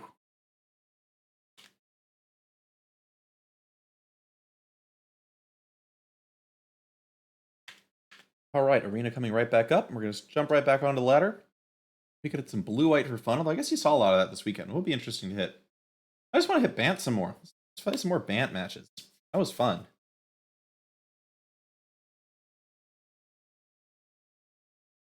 It'd be really fun, actually, to have to like adjust the main deck and sideboard a little bit, specifically for the Bant matchup. Maybe go back to main deck Ether Gusts, or we run, Please Intervention the sideboard for the Trawlers. All sorts of ways we could do this. My wife is looking at me with mild concern because I probably sound like a megalomaniac here, and that's because I am a megalomaniac. But it's all for you, chat. All for you. Arena has taken a while to start up. Thank you for your patience. The sub button, I'm not even subbable yet. I just started streaming. I'm not even monetizable. Also, I don't stream enough yet for subbing, although I might start streaming more. Honestly, Dreamhack was pretty addictive. I kind of want more of that feeling. And Danny Claw, thanks. I don't even know if we've interacted before, but it's yeah, I mean, I've been enjoying watching your brews. I think Ray Sato was maybe on something kind of similar. Metal1. Actually, if you here's a recommendation for you. Oh, ArenaCraft podcast is here. That's perfect. So what y'all should do if you want to know more about my Magic history, the ArenaCraft podcast run by Arjun there you can see ArenaCraft pod in the chat there. He actually recorded a podcast where he interviewed me about my history with Magic, and you can hear all about that, plus lots of Temur Clover strategy on the ArenaCraft podcast. And in fact, we're doing a sequel pretty soon. That'll be fun. Y'all should go check out that podcast. It also has a lot of other cool content. I would recommend it. That's a plug. And let me thank some followers before this match starts. Thank you, Suffocate Your Life, for the follow. Danny Slaw, I watch a lot of Magic streams. I definitely know you. And we are definitely keeping this hand. This is great. Just a classic Edgewell Innkeeper curve. Don't shock me, but if you do shock me, I've got Fae and Bone Crusher. We'll be fine.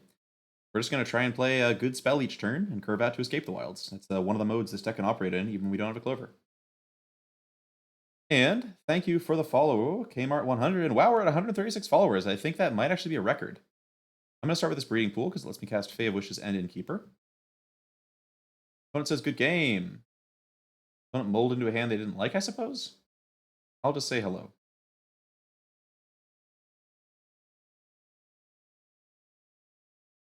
Wow, it's funny, actually. There's Sarah Beep and I'm Little Beep. Got a beep mirror here. Okay, so I'm just going to cast Fae. We just need to hit land drops for this Escape the Wilds. I don't care about Wishing, so I'm just going to draw a card and have a 1/4 flyer. Maybe I'll just call that one the Nathan Zamora from now on, because Nathan loves that play.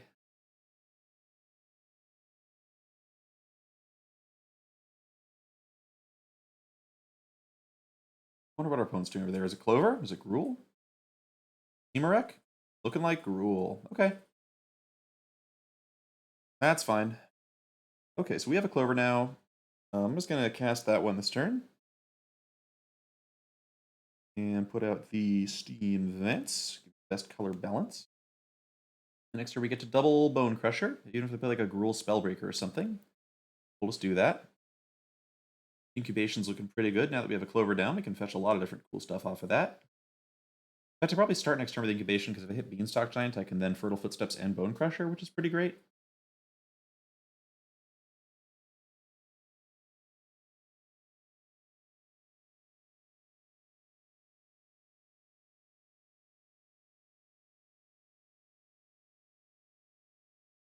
Kings of Ash. Okay. So opponent gets kind of a free looking attack here. I'm not going to block the Innkeeper here. We can kill Robert because we can just kill both of these with Bone Crusher, which seems fine. Block something. It's an interesting list. I don't see either of these cards in Gruel main decks too often. Alright, so we'll start with Incubation, see if we get a Beanstalk Giant. We did hit a Beanstalk Giant. Alright, this is going to be a good turn. We'll go get Island and Mountain with this. And kill all their creatures. Boy, this combo is broken. I was playing actually a Beanstalk Giant Lucky Clover deck in Artisan earlier today. And even though that deck was not very good because the common uncommon adventure creatures are generally not that good, Beanstalk Giant Clover was still very good.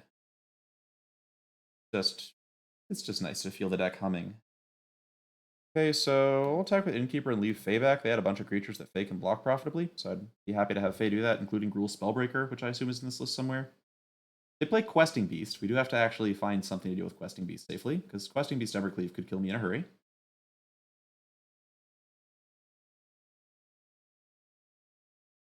Nope, just Robber the Rich. That's fine. Okay. Innkeeper down, but Innkeeper drew a card and drew a removal spell, so pretty good for our 1-drop. And because Robber the Rich still can't attack through us, I'm just going to take this time to cast Escape to the Wilds. I could just throw down Beanstalk Giant, though, which stops Embercleave pretty well. Whatever. Let's throw Beanstalk Giant down. No need to attack with Fae. I'd rather be able to stop the Phoenix if it somehow comes back from the graveyard. Oh, it actually can come back from the graveyard. We'll definitely leave Fae back for that.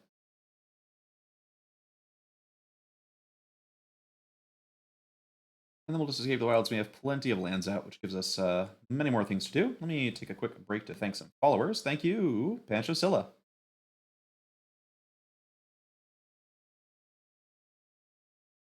Cajon! Would that I always had Clover on 2. My win rate would be like 85 or 88% if I had Clover on 2 every time.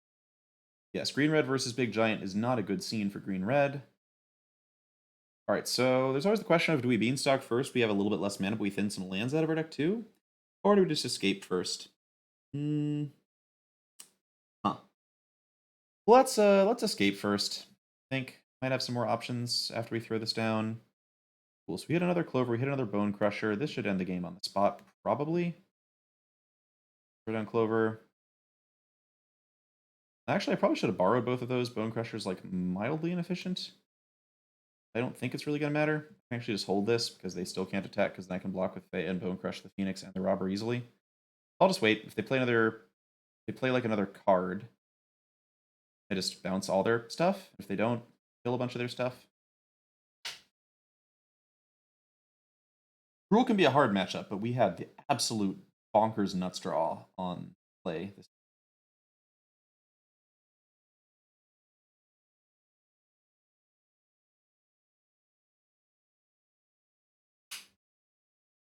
Okay, they're pumping. That's cool. We'll just kill all their stuff. 1 to you. 2 to you. Good game, opponent. Okay, Gruel sideboard. Very, very similar to the mono-red sideboard. Bringing some gusts. Escapes. In an ambush. Bring out a giant. Incubation Congruity is somewhat better here because there's, I think, more good targets for it. Fae of Wishes is a little bit worse of a blocker. Return to Nature is worse. They don't have Anax, so I don't want to bring in Return to Nature. The question is, do I bring in something else? Disdainful Stroke is a little interesting, but not that interesting. I could keep one escape in and cut another giant or a Fae of Wishes. Given that I have all of the Ether Gusts in, I think I'm down to add an escape and cut it. Oh, I don't know. I'm actually going to keep the Faes in because they had Robber of the Rich and Phoenix. Faes actually looks like kind of a good blocker against them. Let's just run it like this. And thanks for the follow, Grape Ape. Hey, Grape Ape. By chance, is that a reference to any works by the author Wildbow? That reminds me of a story.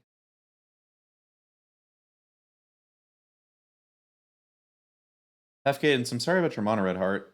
I have a teammate with a mono red heart, and can definitely be the blood runs hot, the losses hurt. Sure.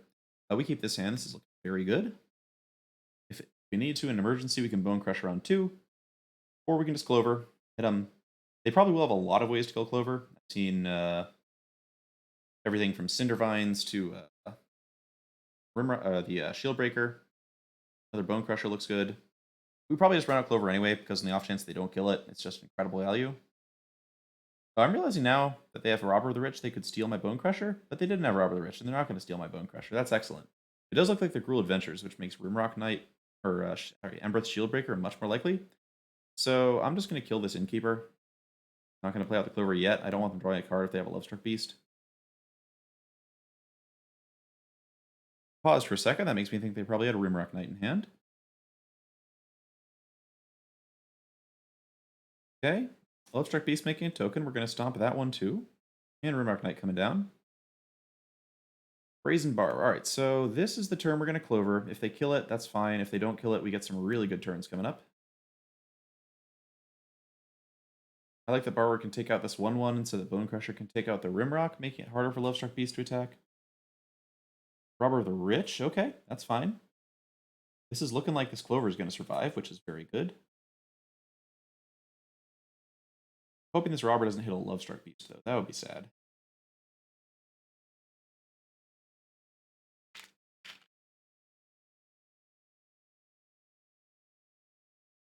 No, I spoke it to life. I spoke it to life, chat. Why did I do that? Why do I do things like that? My wife is looking at me like I'm crazy, but she knows that I spoke it to life. She heard me speak it. Okay, that's another Bone Crusher Giant, so we're gonna be fine, but still. I've got to stop speaking things to life like that.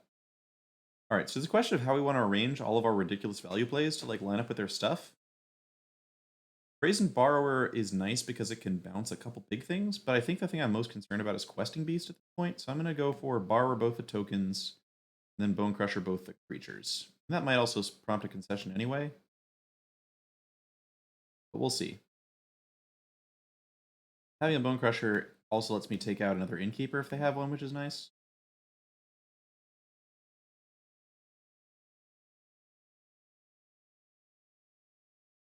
That was a lot of value. This card is absurd. This card is just crazy. Can't believe they printed it at 2 mana. And I can, but it's very good. I'm just trying to say it's very good now. That's the thing I'm trying to tell you.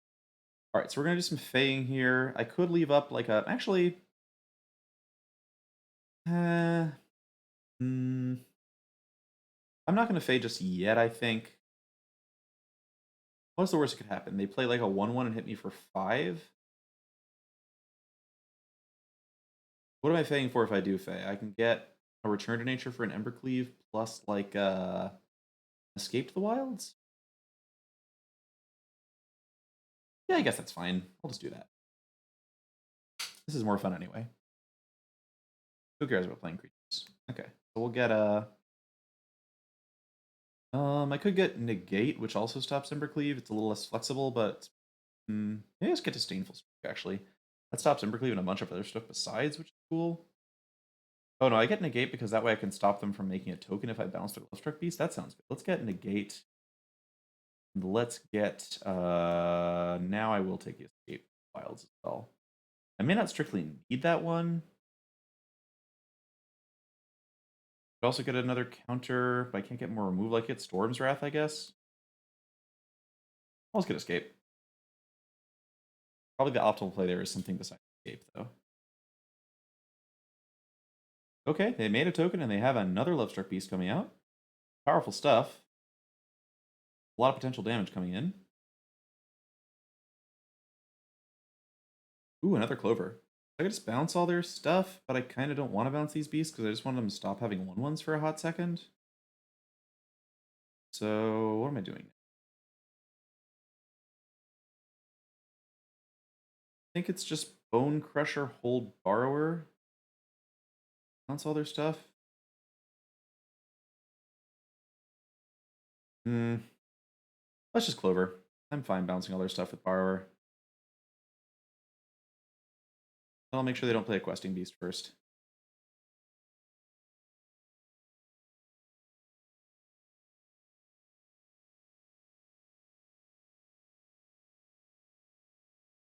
Oh, look, a Questing Beast first. Okay. So we're just going to borrow all their stuff now. No to all of this, no to that.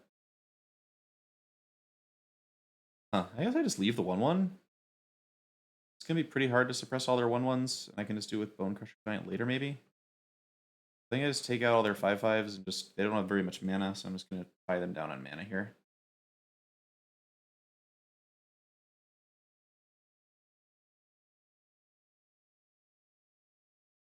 Okay, we're not out of the woods yet. 8 is not a super safe life total against this deck. It does look like they hit a land drop, and they're going to make another token, which is a pain in the neck. Another phase, not that helpful. All right, so this is...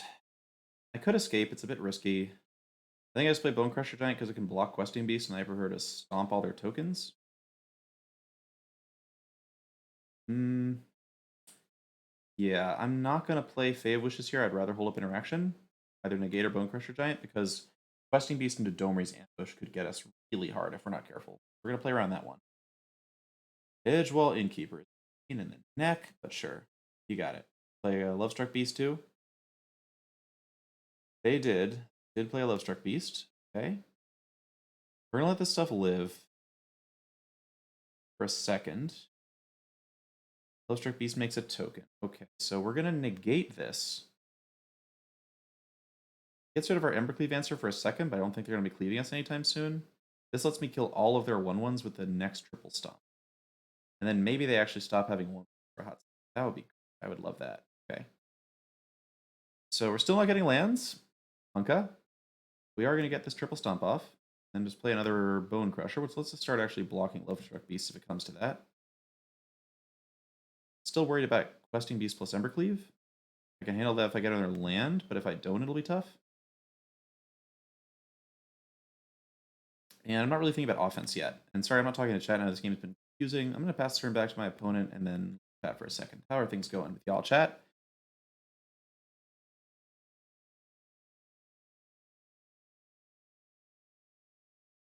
Talk about other streamers. That's fine. All seems like it's very nice.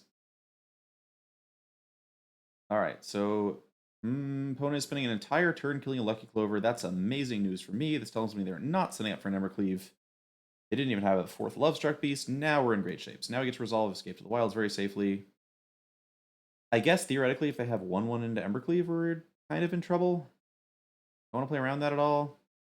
I'm down to make 2 tokens, because if they do have an Embercleave, this just saves me 2 life anyway. But otherwise, I'll just play the other land I got. Hey, thank you for the follow. 1 second. Thanks for the follow, Van Sieb. Good to have you here.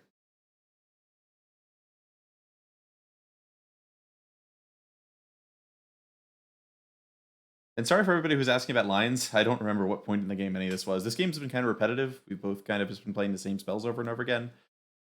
Suffice it to say, they had 3 Lovestruck Beasts, a Questing Beast, a couple of other creatures in there somewhere. We're very alive winning this game.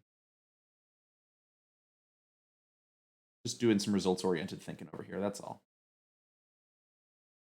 Still in trouble against Questing Beast plus Domer's Ambush, possibly. But this does not sound like someone who has Questing Beast Domer's Ambush. Seem a little bit like they think they're dead. Okay. So we are kind of out of interaction, which is a little awkward. I think I Beanstalk Giant and then I Incubation probably here.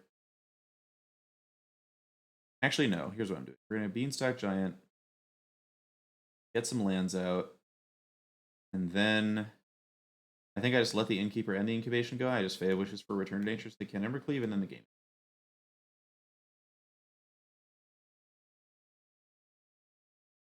I guess it could also be Disdainful Stroke. Do I want to do that? Let's take Disdainful Stroke. And it could just be another Escape. Nothing's in my graveyard yet. It's not Storm's Wrath. It's not Chandra. Am I scared of anything besides Embercleave at the moment? I don't think so, given that I can Fey for another Embercleave answer. I'll just take. Let's pass. Anything really scary they can play, I can Disdainful Stroke. Scare the stuff below 3 mana. I guess Phoenix actually is pretty scary here, huh? Maybe should have given more thought to Phoenix. Opponent's saying good game again. Okay, cool. They did not have the Phoenix. We got there. Whew. That was a intense one. Hey, thanks to Kamisato for the kind words, and thanks for the follows, Sillet and New HJ. Hey, good game, Surabib. Good to see you on the stream now. Sorry that I had literally all the things last game. That was a really good draw for us. Okay, let's jump into another. I'm not sure how many more of these I'm going to do tonight. I'm starting to get a little bit of maybe a little bit of a Magic headache here. I had been playing a lot last few days, but let's pop open a couple packs and take a pack opening. See if I have any War of the Sparkers. Ooh, Liliana.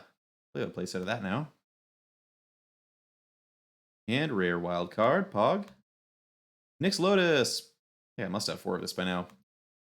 Devotion Blue deck always looks really fun. I want to play it, but I have a bad feeling about the number of things below 4 mana you can play. Thanks for the follows, Jerome Dum Dum and Babylon. Good to have you here. Sarah Beep. Actually, I don't know. I think Gruel can beat Temur sometimes. With our great draws, you have trouble, but I've definitely lost to Gruel more often than I've lost to Monored as a proportion. I think it feels that way at least. I worry about Gruel when I see it.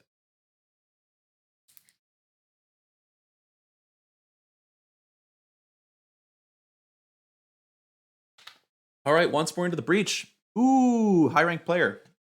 All right, we got to distance ourselves from Croakies and Zapgaze and everybody else. Let's win this one. On the play, great. Hand looks acceptable. Bone Crusher Giant for aggro, Ramp and Henge for other stuff. Henge is not amazing here, but it's totally fine. Totally serviceable. We have a Scryland to help set up for a Clover if we can find one. Oh yeah, feeling good. Let's do this. Actually feeling kind of frisky. We'll give him the hello here. Hello.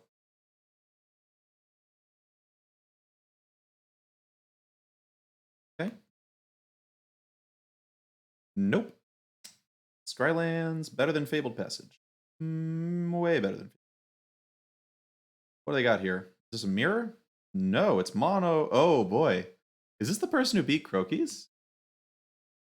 That would be so fun. I'm sad that we have to like make it really obvious that we have Bone Crusher Giant here, but I'm gonna make it really obvious. We're just not gonna let any Growth Chamber Guardian style nonsense happen today. I love that they're forced to play a creature before combat if they want to actually deal more damage with this tracker. That's fun. Pelt Collector? Okay. I'm killing that one. See what else they got. Got another 1-drop? They do. That's a lot of trackers. Alright, what am I killing? Pelt Collector or Tracker? Hmm. Uh. Hmm. Bone Crusher Giant to block next turn? I think I'm going to kill the tracker that's attacking me here. Pelt Collector is not going to outgrow Bone Crusher Giant anytime soon. I'd rather just not take the damage. Okay, having both Escape the Wilds in a row there does make things a little awkward against the aggro deck. We are going to maybe be a little more pressured here. Hopefully Bone Crusher buys us like a turn or two of not being attacked. Crashing Brontodon. Sure, that's fine. Good against Henge, but bad against the Bone Crusher here. So here we're just Beanstalk. Go find...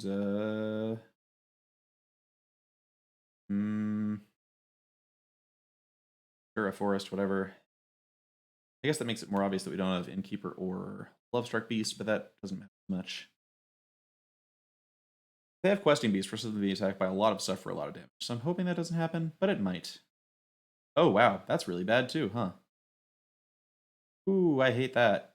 I hate that very much. So we're taking 7, and then we're almost dead next turn? Actual death, they have Questing Beast?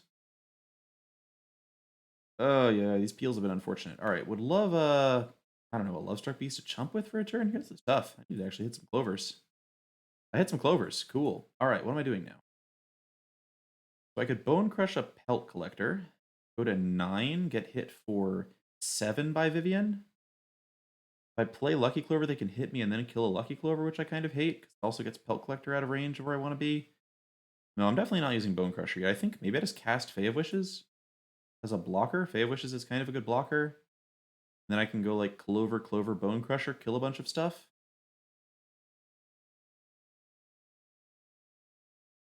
Yeah, I'm kind of into that actually. Let's play this out, play the pool out, play this 1/4, saves a little bit of life. Like, I don't love our position. Our opponent kind of needs to have nothing relevant this turn. But it's doable. Ever so narrowly doable.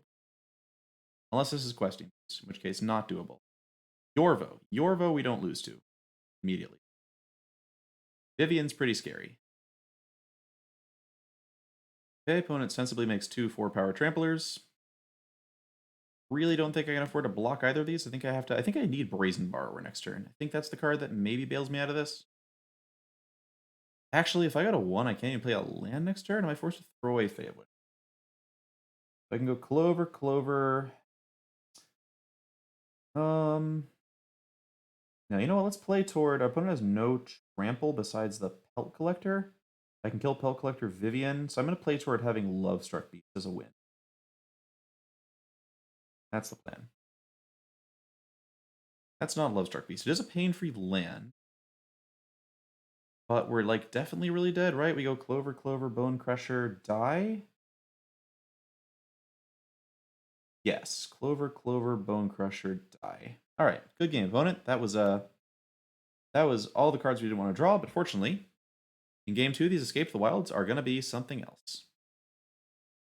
This deck does not scare me at all, but he did draw very awkwardly there. Okay, Henge, still fine. Even if they have Brontodon, I don't really care that much. Anything else coming in? Should we bring in Domer's Ambush? Probably. Probably should bring in Domer's Ambush. Cut 1 Beanstalk. Beanstalk looking a little better here, because maybe not quite as fast, but still happy to have this out. Incubation seems fine. Fae seems like a reasonable blocker. Keep Storm's Wrath on the board, I think. Actually, I could see a Storm's Wrath coming in for a Fae here. They're not going to have Embercleave. They might have Great Hand. You watch that. But I feel like I'm not going to be fetching this too often. If I have time to do Fae stuff, I'll leave it on the board. Quick chat check between games. Thanks for the follows, Jason and JJ Ao. Yeah, I mean, the deck looked cool against Grokies. I do think that it seems fast and consistent, and Growth Chamber Guardian is a card that is more powerful than people give it credit for sometimes. Oof, but these hands are not helping. Ouch. All right, this I can keep. Man, the Great Henge just likes showing up, huh? I keep, and then I think I'm throwing away a land, keeping Great Henge, and just trying to play towards finding a Lovestruck Beast. I think it's likely we're going to have plenty of lands here. Just need something interactive. Need a Lovestruck Beast or a Bone Crusher Giant here. Stomping Ground I'm going to say no to. I have my colors with Beanstalk Giant. I just need to find stuff to do. We might just get punched in the face here. These hands have just been heinously bad. Through another Stomping Ground. Perfect. Okay. Down, just hold up Ether Gust. Try and slow him down. Make sure they're not hitting me for 2 this turn. They have triple 1-drop again. Things could be getting dicey. I'll take the 1. Sure.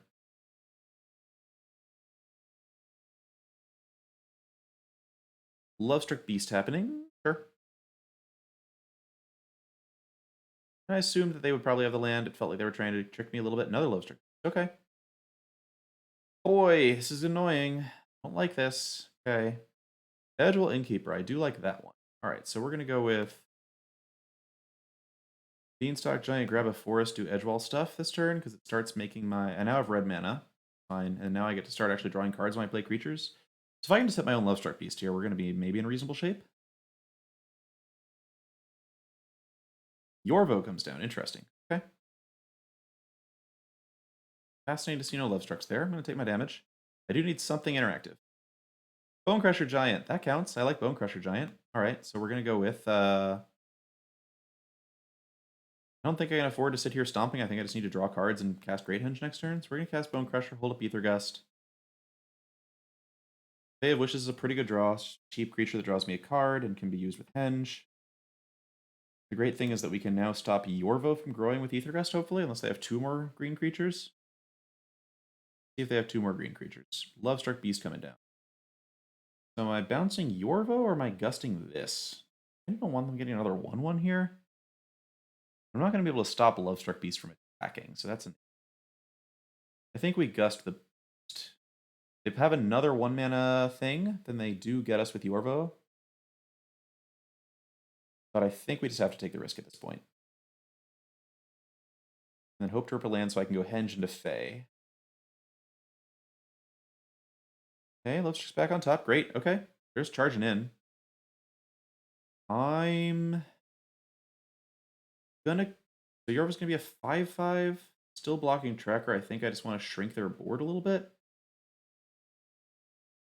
Yeah, I'm willing to take the extra damage if I can shrink their board a bit here. Thanks for the follow, person who... ooh, another Bone Crusher is interesting. Do I play Henge or do I play another Bone Crusher? Then a Fae and just draw a bunch of cards. Huh. Kinda down to just draw that cards. I think as long as I'm just drawing a card every time I play a creature, it's going to be hard for my opponent to punch through. Clover's nice. I can cast that one off Henge. I'm just going to keep playing creatures, drawing cards. A lot of Clovers. Okay. Might as well swing with Innkeeper. That one's not blocking. Boop.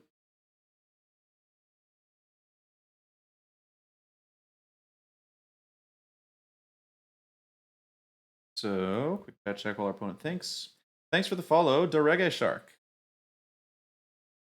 Frankly, my dear, Temur X a bad matchup. There are probably some random Esper decks or something that aren't great matchups either. Opponent deciding not to get Yorvo double blocked here, I assume. Would not seem like a good play. I'm curious also, does this deck have like stuff to go over the top with? Like, can it like punch me with like an overrun or something out of nowhere? Very curious about that. So we're gonna say no attacks. We get to double block something. Chump with Innkeeper seems okay, maybe if we have to do that. At 9, which is fine. They really, having no Embercleave seems really good for us. They could have their own Henge. I wouldn't want to see that. Okay.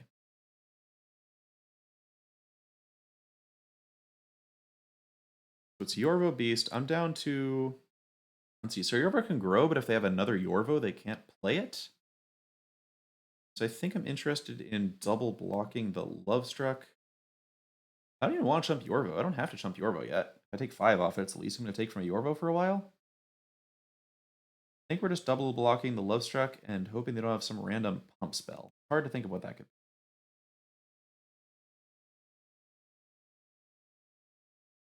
be. Okay, so we go to 4. They didn't get us with, like, whatever pump spells in the format. We have to worry about the tokens a little bit at 4 life, but... Okay, so Henge goes down. That's fine. They have land Lovestruck. We're in trouble now if we don't draw anything. Oh, Clover goes down. They were just letting Return to Nature's last time. Can I draw a land so I can play this Beanstalk Giant, please? Please? Please? Okay. It hurts, but I'm doing it. It hurts, but I'm doing it. Ouch. Don't have Questing Beast. I wouldn't like that. Domer's Ambush is great. I do like that. We are not attacking. Can you deal with a Beanstalk Giant? Vivian doesn't do much here. Lovestruck Beast does not do much here. Yorvo is not a 7/7. That's another Lucky Clover. Wow. All right. So we're probably just going to discard these to Fae of Wishes if I find nothing else to do. But for now, I think we just ambush Yorvo.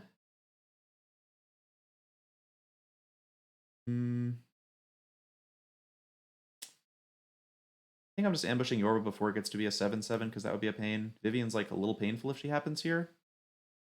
But we can kind of withstand her thanks to Beanstalk Giant. What is Fae of Wishes getting, though? I feel like I just want to play out the Clover because Fae of Wishes wants for a 3-mana card seems terrible? No, I'm going to hold back. Plenty of mana. Let's just wait. Growth Chamber Guardian would be really strong right now. Growth Chamber Guardian would put us in a bad spot quickly. Especially because we don't have Storm's Wrath mana up yet. But it looks like our opponent's just flooding. Okay, so Brazen Borrower is a great reason to just start playing out Clovers. Now I can Clover double Borrower, cast Borrower, which is excellent. I can do in response to like a Growth Chamber Guardian trigger. I can even start attacking with Beanstalk Giant since I have the Borrower. I'm not going to do that yet. We just wait. And do a quick chat check. Now that we're in a more relaxing position. A strong wind does kill a Spribbleck, but fortunately green is not the best color at making strong winds happen. Tepi GL. The reason not to block Yorvo there is because if they have another Yorvo, I don't want them to be able to play it, and I assume they play a lot of Yorvos in this deck. This feels like the kind of deck that probably plays a lot of Yorvos. At this point, I'm just going to pay theft these tokens because I want to play this and draw a card with it. And then start attacking with it.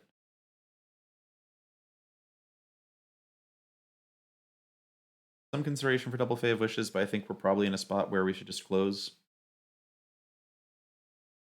Whew. Okay. Return to Nature out of the board is definitely interesting. It's kind of funny. That's like, I guess it is pretty much green's best option for artifact kill. So we'll play this. Start attacking with... I'm down to start attacking with Beanstalk Giant and Brazen Borrower because this kills very, very fast.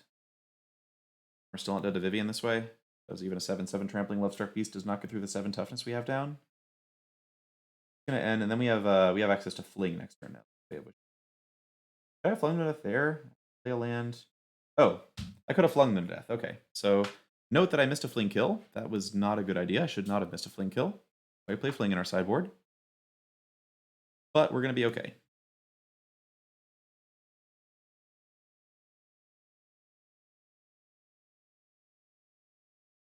Opponent sees that we missed the Fling kill, so it's understandable they are not scooping.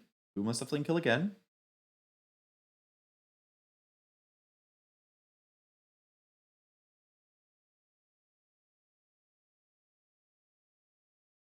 Okay, good. Okay, game 3. So those are some kind of limp draws from us. Hopefully we can get one that's a little sharper. Those aren't opposites. I don't know what I'm saying. Whatever. Okay, so by the time we're doing a bunch of wishing, I don't know that we necessarily want to grab Shadow Spear. Unlike against Mono Red, they're not just going to burn us out off the top. I guess Vivian kind of counts as burning us out off the top. Maybe I should have Shadow Spear in here, but I have like Beanstalk Giants. It's feeling like those are actually really good blockers against him. Incubation also seems fine. I think I'll just keep things this way.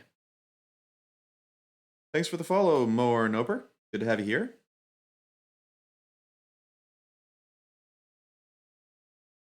I'm a little suspicious. Thank you for the next level comment. Right now, it is actually just on the level, now that people know about it a little more.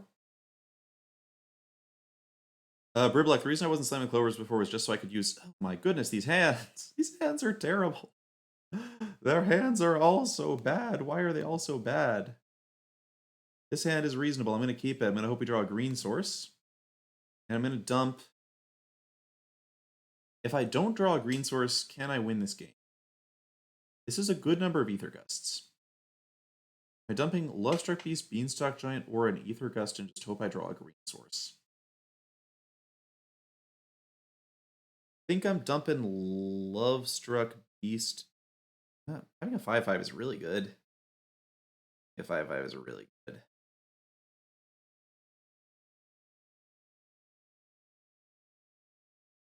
Ugh. I'm gonna dump Beanstalk Giant. I think I kind of hate it, but no. Let's dump Lovestruck Beast. I'm gonna draw a green source. I'm gonna have to draw some other stuff. That's my plan. Maybe it's really bad. That's my plan. Oh, that was not what I wanted to see at all. Yeah, I think we're gonna lose to this mono green deck because our hands have just been atrocious. Ghost Chamber Guardian down. That's some good beats, sure. Okay, Stomping Ground is kind of good. I'm definitely playing Clover. They give them a chance to grow this Growth Chamber Guardian if they really want to, or play a 3-drop if they really want to. If all they have is Return to Nature, that's fine. They're spending their turn on that. The ways I win this game involve Beanstalk Giant into hitting some other stuff. We're going to go for that. Just Growth Chamber Guardian Pump, that's cool. We're going to go to 10, shocking this land, but can handle a lot of Growth Chamber Guardians if we're drawing really well here. Edgewelling Keeper is okay. That will go fine with some other stuff later. Beanstalk Giant, we're going to grab Forest Island.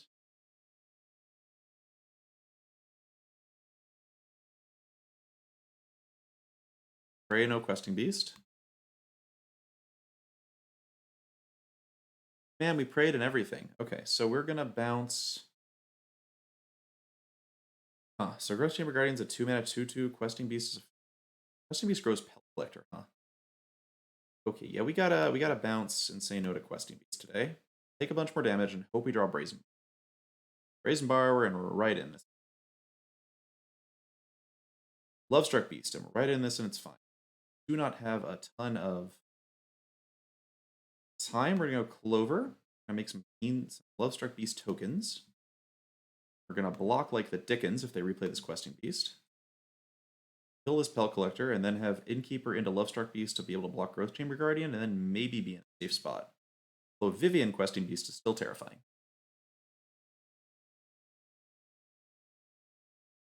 Opponent knows we have something, but it could be Bone Crusher, it could be Ether Gust, it could be Brazen Borrower. They're puzzled about how to respond. Thanks for the follows, Bahish25 and Gallicott. Good to have you here.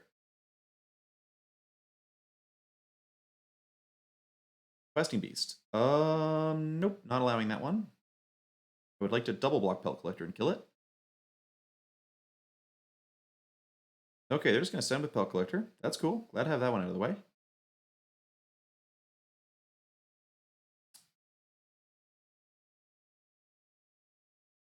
We're thinking about the Pellet Collector attack. Reasonable to think about it. I honestly don't think you do it here, but you don't know what's in my hand. Still really need a Brazen Borrower or a Bone Crusher Giant.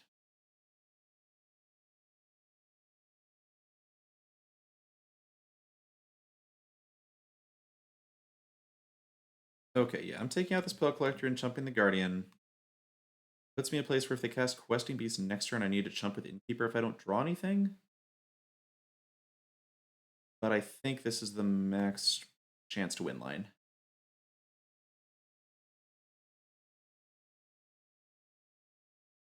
I like that one. I like that one a whole heck of a lot, although... Oh man, I'm still in chump with Innkeeper mode. Do I just go Lovestruck Beast, bake a bunch of tokens, play Lovestruck Beast, and not play out Innkeeper? I actually think I do, because I really don't want to chump with Innkeeper. I really don't want to do that. So, even though I could hit a green source, nice to feel like close to Beanstalk Giant. Still terrified of Vivian, so drawing cards like faster feels like it could be a good thing, but I really don't want to chump it in keep. Really don't want to do that. Not what I feel like doing today.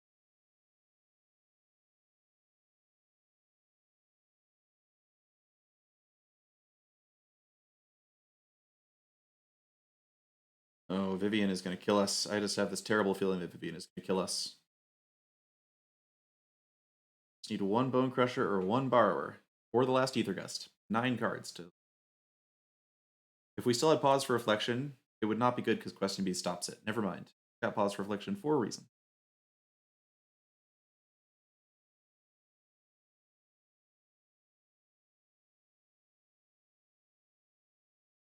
Please attack with that Questing Beast. Thank you. No Vivian in hand. No Vivian in hand. We're getting there.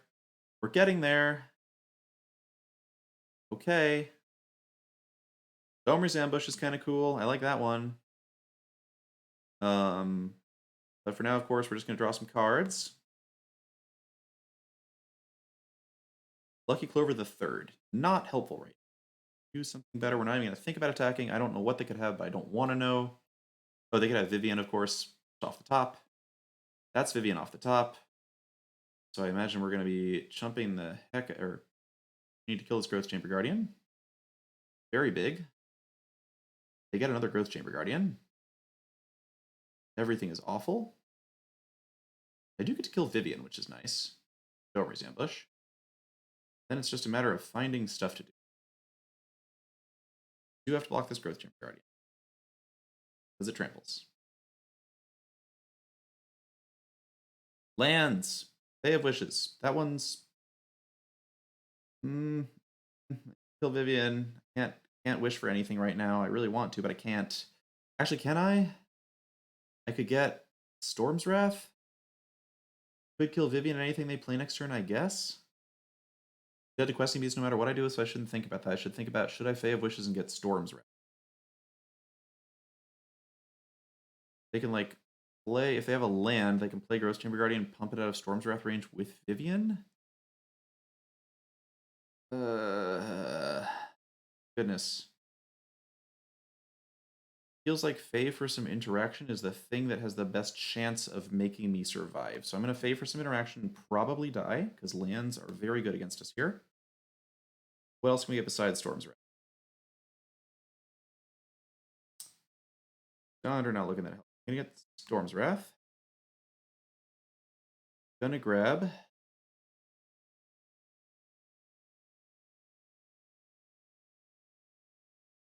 Once in Future? Once in Future.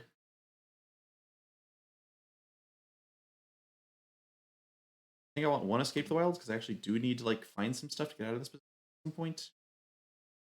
And... Sure, Shadow Spear, why not? I'll take something. Play Shadow Spear, we'll attack. Probably very, very dead to Questing Beast.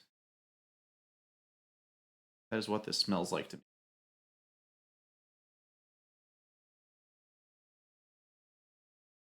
They don't have a land, and their whole hand is full of, like, 1 mana 1/1s. It's possible. This is doable. Lovestruck Beast is big enough to stop Storm's Wrath. Very large. Whoa, they let Vivian go to shoot down Edgewall Innkeeper. That's a play. Okay, what do I do now? So I'm not Storm's Wrathing, obviously. I can Domer's Ambush the 1/1. They're going to make another 1/1. Obviously, they have something like that. Maybe I just escape the wilds here. Deal me like 1 damage if they don't have Questing Beast. I'm still always dead to Questing Beast no matter what I do. Let's just escape. Sure. Okay, we hit some cards. Definitely magic cards. Dead Innkeeper. I'm going to take the 2 off the land here. Never Not Dead Questing Beast. I guess Vivian, in theory, if they have another Vivian, they didn't have a 1/1. They could have killed. We could, like, have survived. I'm just going to assume their whole hand is full of 1 mana 1/1s.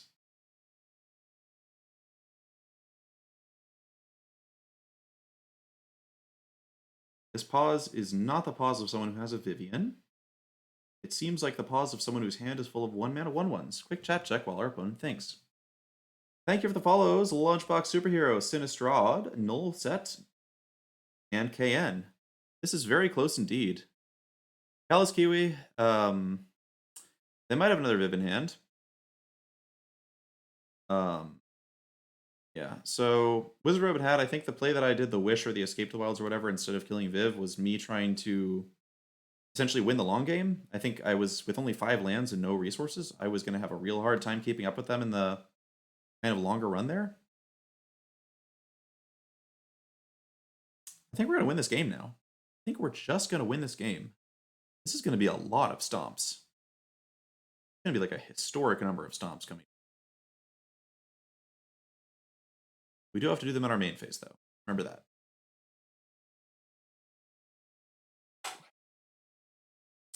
And this is the point where we get to start thinking about how we could not be dead to Questing Beast. Brazen Borrower sometime would be lovely if that's a thing we can pull off. Okay, so we can stomp their whole board minus Lovestruck Beast. First row in games puts a lot of counters on something. Still lacking instant speed interaction pretty hard. I guess I could Fae of Wishes for a Disdainful Stroke. And then stomp everything, and then maybe Fae of Wishes can just stop Vivian or Questing Beast, and those are the only cards that could kill me because I can still chump Lovestruck Beast with Innkeeper? Is that the play? I can also just stomp and play Lovestruck Beast so that I'm not dead to Questing Beast. That seems better. Let's do that and not do the really weird play here. I would love to have more time to think about it, but I really don't. We're going to stomp you. Stomp this 1/1.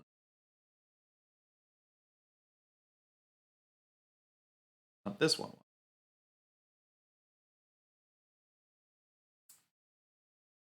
Play Edgewell Keeper. This way, if we draw a Brazen Borrower, we can just play the Breeding Pool, stay at 1, and then Brazen Borrower should completely seal the game off. Plan here is just don't be dead to Quest. Borrower. Borrower. Okay, no borrowers. They have Vivian and a 1/1. They can have 7 trample coming at us. 10 trample with the first row in games. So going to 1 and playing Fae of Wishes gives me 9 toughness. Oh, I can equip Shadow Spear. Equipping Shadow Spear puts me not dead to Vivian because I have 6 points of toughness and gain 5 life. I think that's the play. I guess they could return to nature the Shadow Spear and then attack with Lovestruck Beast. That's okay because they're not making trample happen. Equip Shadow Spear to Bone Crusher Giant. I don't know if this is the right play. I could be punting all over the place right now. This game is very confusing.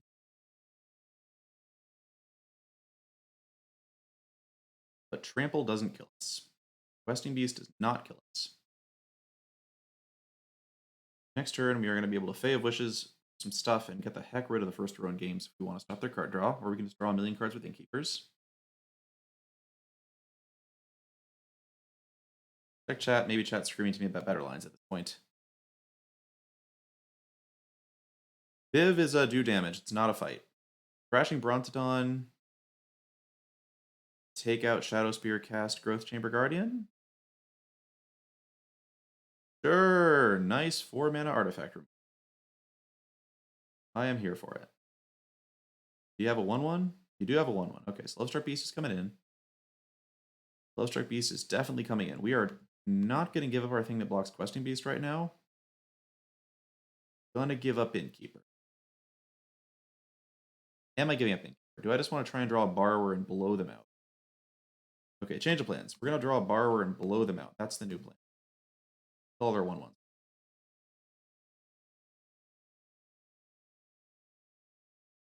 Okay. Fae of Wishes. Can we draw a Borrower and blow them out? Oh, I should have played Temple of Mystery first. Huh? I should have played Temple of Mystery there first. Okay. Or I guess Temple of Abandon. Okay, play Temple of Abandon. Let's see if there's a Borrower on top.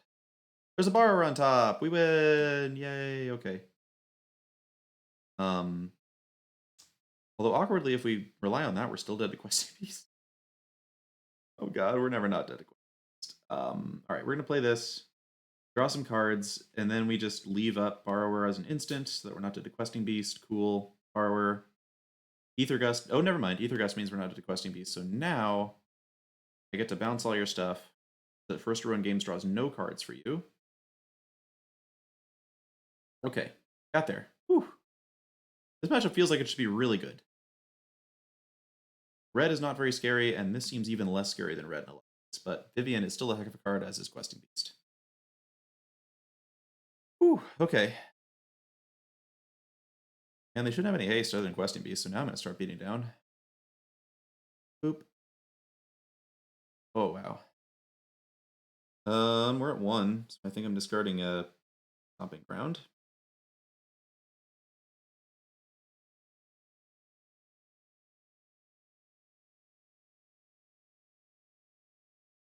Questing Beast.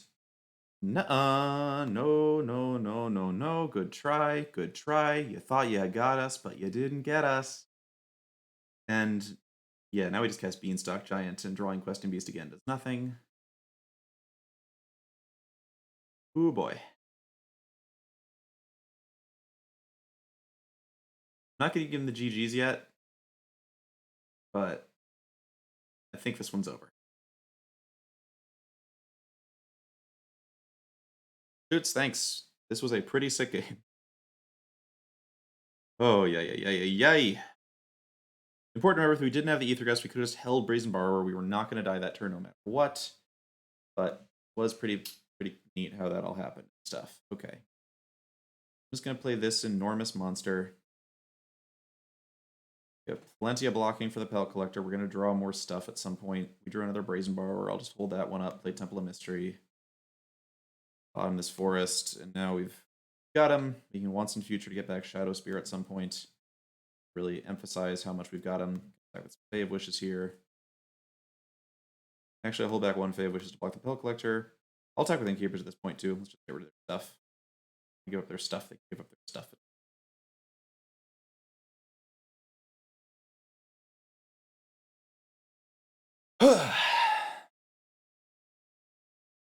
Still, Rin played this pretty well. The give up the Vivian play definitely confused me. Not sure about that one. But they've gotten this deck to rank 43. It seems like a deck that has to be played optimally to really get stuff going. Like, I'm impressed. Hero in games award no medals. Cough, cough, cough.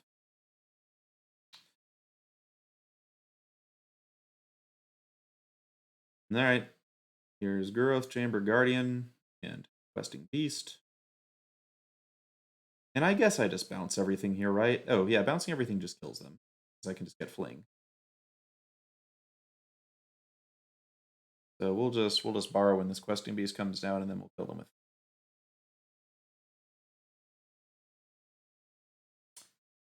Thanks for the follows, folks I missed. Hermesito, Breaks Wrath, and Sameka55. Luke MTG, oh no, I have a land, right? I forget about that part where Beanstalk Giant gets bigger sometimes.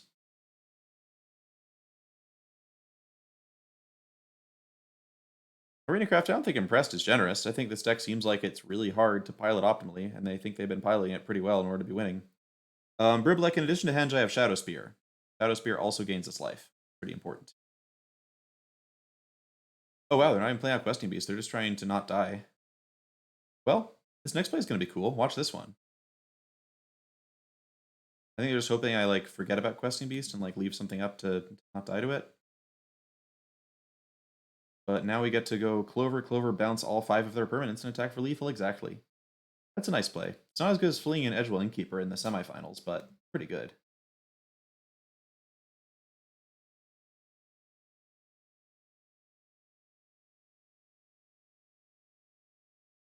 Just going left to right to avoid confusion.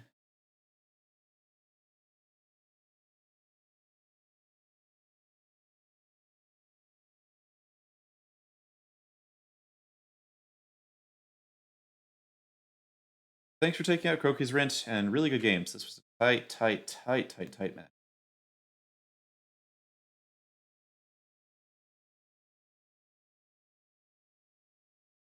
$15.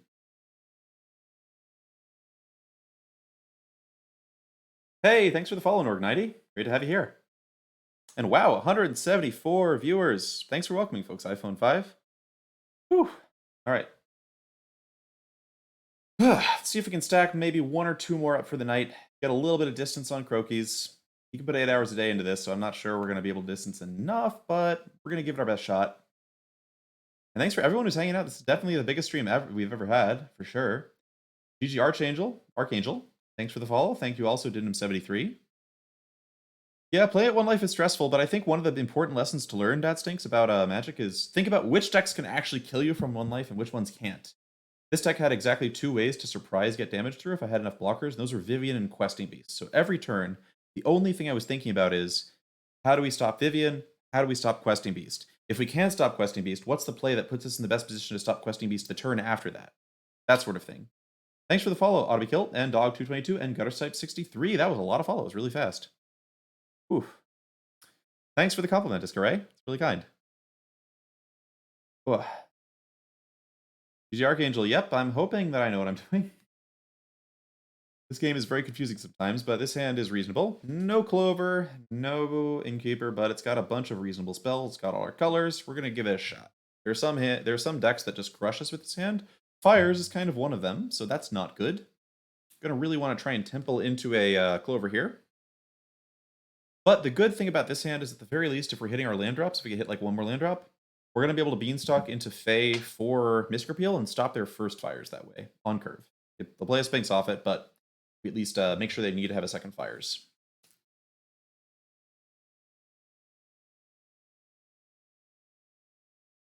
Alright, well, second Beanstalk Giant's just the worst. We have no time to do anything with that. But I guess I'll keep this Mountain. I do need a 4th land drop. And I feel like I have enough awful draws like Escape to the Wilds that I'm kind of just down to keep this land. Lots more follows. Excellent. Thank you, everybody.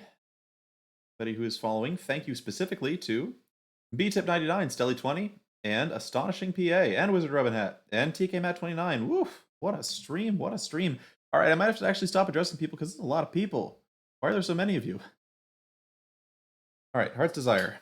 Get a token. They're going to tap for Bone Crusher, Borrow It, or whatever, but Lovestruck Beast is not really supposed to be attacking most of the time in this matchup. Most of the time, Lovestruck Beast is just a big old butt that will throw in the way of things like Cavaliers. Fights very well on that axis. Fires is not a great matchup. I managed to go undefeated against it at Dreamhack. Took a lot of luck. Oh, this is not a tough hand. That was not a tough hand. Woo! It was. I mean, I don't know. I guess we'll see what kind of hand it is. Attack with this 1/1. It could just be a Flash Brazen Borrower in hand, in which case that's a lot of pressure that I don't like, but we're gonna have to live with it. I'm just gonna definitely set up to be able to stop a fires next turn. No question about that. We're getting an island off of this. Could have gotten a forest and done Lovestruck Beast stuff, but I really like having the second blue available. Okay, it was a Brazen Borrower. That's fine. We're gonna take a lot of damage off of this, plus the fires that comes down, but we're like, okay. They didn't have a fires. Ooh. Ooh, okay. Okay, I'm here for it. I'm here for it. What am I doing now? Okay, many options. So I've got, I could just play Lovestruck Beast to block a big ground creature, then Bone Crusher the Borrower. I could, if I'm trying to set up to be able to stop a bunch of Cavalier of Gales, I don't have a good way to do that right now, so I'm not going to think about that. Think about what if they have a Cavalier of Flames or a Kenrith. They can't attack with it right away. I definitely want to Bone Crush this Borrower because these life points seem precious. I think the actual play is I just want to get mana down. I want to get mana down and start casting these Beanstalk Giants and start being able to pay for better stuff. This turn we're going to do this. Beanstalk. Grab a forest. Make another Lovestruck token.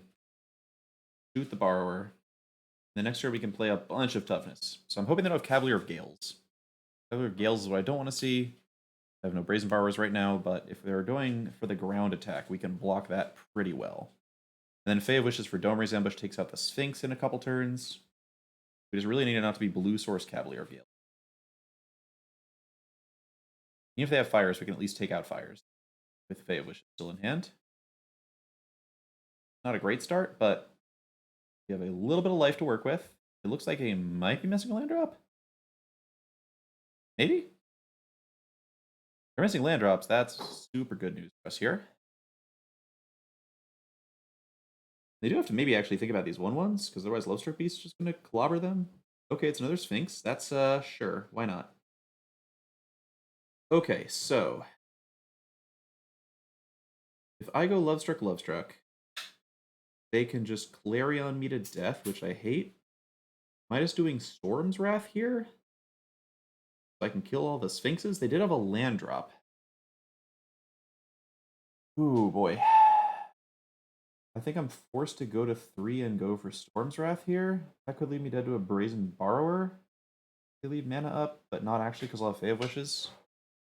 Alright, yeah, the only way I have to deal with these Sphinxes of Foresight cleanly is get Storm's Wrath, and I hate it for a bunch of reasons, obviously, but I think it's what I'm doing anyway.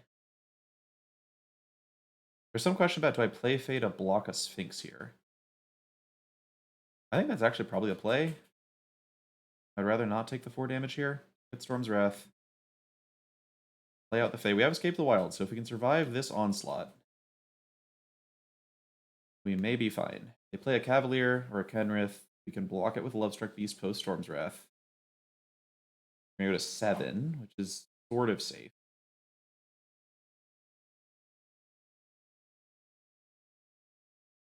Like, I don't know who's favored at this point. I feel like there must be ways we can die. All the scries to the bottom are encouraging, certainly. They shouldn't have a main deck counter for Storm's Wrath. Quick check on chat to see how folks are doing. Thanks for the follow, Icy Minthos. Rake's Wrath, I don't think there's any confirmation at all that the play mode is anything other than completely random. People are very good at seeing patterns and randomness that are not there. There are entire books about this. Yeah. Oof. Okay, Brazen Borrower. They have another blue source. I'm going to be really scared. Another blue source would be very bad, but we're not dead. We got some damage in. That's another blue source. All right. Well, this is wrecking. Yikes. Okay, so we're dead to a Tef or a 3rd Brazen Borrower at this point. We don't have Pause for Reflection, so I don't think we can play around that stuff. I think this is just Storm's Wrath, play Fae, hope for the best. Not expecting good things to happen, but I'm going to hope for them. We're going to attack first because 3 damage, 3 real estate. They counter Storm's Wrath, we're dead anyway. Boom. Okay. Play Fae. You can block, kind of. But we are dead to a Tef. Or I guess 7th land, Cavalier Flames, or Kenrith and anything. We're dead to a lot of stuff, frankly. This is an awkward game without the Clover. They also had a lot of scries this game, so they've been able to spend a lot of time thinking about setting this one up. But they are hesitating. They may not straight up have the win in hand. It'd be really cool if they didn't. I guess they need another mountain for Cavalier Flames. Actually, they need 2 more mountains for Cavalier Flames haste. We're not going to die to Cavalier. But we are going to die to Tef. We are also going to die to Double Stomp. Many, many, many things kill us.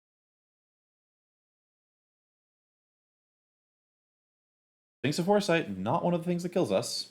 Not great. Does not kill us. Brazen Borrower? Ooh. Rudy's kind of nice, actually. Huh. So I can Incongruity just turn the Sphinx into a grounded 3/3? I can do it so they can't attack with it. Although I guess I don't really have to care about that. There's some question about, do I just try Escape the Wild's Bounce Sphinx of Foresight? With a Brazen Borrower that I can draw? I could also shoot a Borrower and then chump with Fae, but then Escape the Wilds gives me lots of options? Or do I just play not to die and hope that having a Lovestruck Beast on the field gives me enough options that I can escape more safely in another turn? I really hate giving them a scry. They do a lot of things.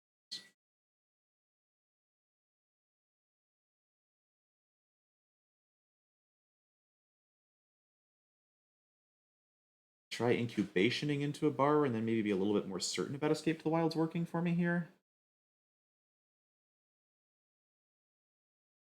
I feel like they have a Cavalier of Flames in hand. At least one Cavalier of Flames. Alright, I'm going to make this play.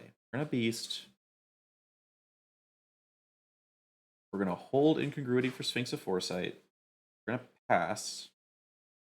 See if our opponent's kind of confused. Maybe they'll think we have a Brazen Borrower and try playing around that. This play might be loose for all sorts of reasons. We're going to try it. They could stomp my face here, of course. This feels like it's going to be a stomp my face.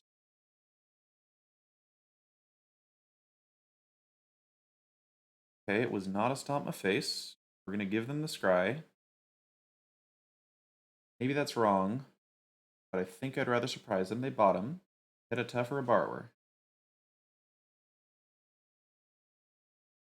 I'm trying to think about the less I like giving them the scry there, actually.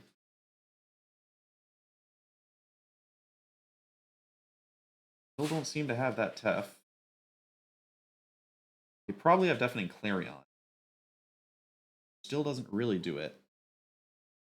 Are they going to attack with both? If they attack with both and I can eat this Brazen Borrower, that would be amazeballs.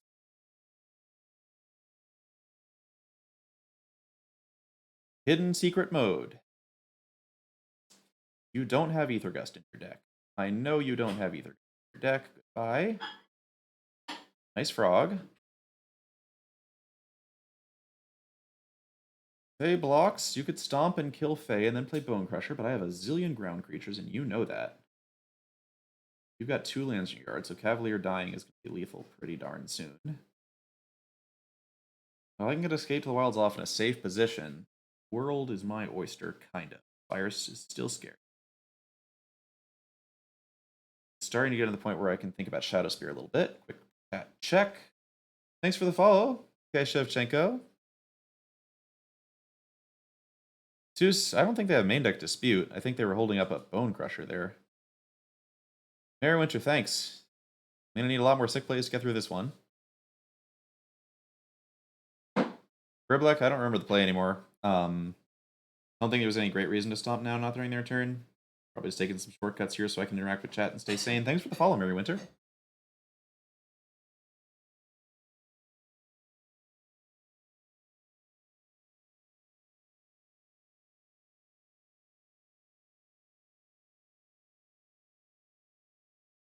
Whew. Man, maybe just have multiple Cava Flame. Definitely. Wow, just dropping the Clarion. Maybe another borrower then? Okay, well, if it's another borrower. No, it's not another borrower. I would just be dead. Borrower. Okay, so I'm gonna play Escape the Wilds now and try to hit some instant speed interaction that can save me from dying to a variety of things I have. Here goes nothing. Okay, that was a lot of lands and 1 copy of Lucky Clover. I guess I'm Temple of Epiphanying first to see what comes up. Forest, don't want that one. Thanks. Seem like there's any great benefit to trying to play more than 1 blocker because they have no attackers and the most they could do is hasten a counter with their Cavalier. And they can't hasten a Cavalier because they don't have red mana, so I think I'm just gonna keep playing Temples. Scry my way to a Brazen Borrower. I'd really love a Brazen Borrower. Bone Crusher Giant. Is that interactive? Kind of. I should probably be thinking harder about actually attacking them. Actually, I don't really want Bone Crusher Giant. This doesn't do anything important. It does kill a Brazen Borrower, actually. But they only have 1 Brazen Borrower left. Oh, but it kills a Sphinx of Foresight with a Clover in play. Okay, I'll keep Bone Crusher. And then I'll just play Clover out. We're about to be able to turn the corner. We can probably kill them in like a couple turns of attacks. We're not dead to Kenrith. Not dead to Cav. We're not dead to either Cav. Cav of Gales would be awkward, but because we have this other Escape to the Wilds, we have a lot of chances to find the borrower. Oh goodness. Oh goodness me. What's going on? Alright. So plan here is to start not with Escape to the Wilds, but to start playing out the stuff that's here. I assume this might draw out a Stomp from the opponent. Let's see. What is in their hand? It must just be like multiple Cava Flame.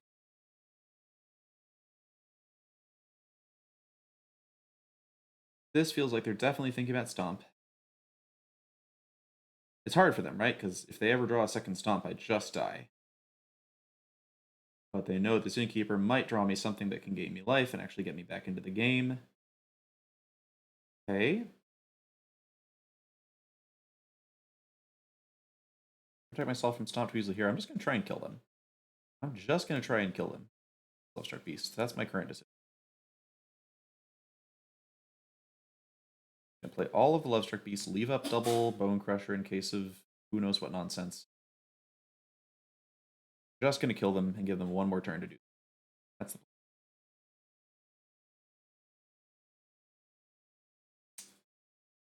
They could just have another Clarion, in which case this plan looks a bit silly. But we're going to make them have that other Clarion. Okay, stomp my face. You got it. Makes sense. Did you find another stomp for my face? Or Clarion?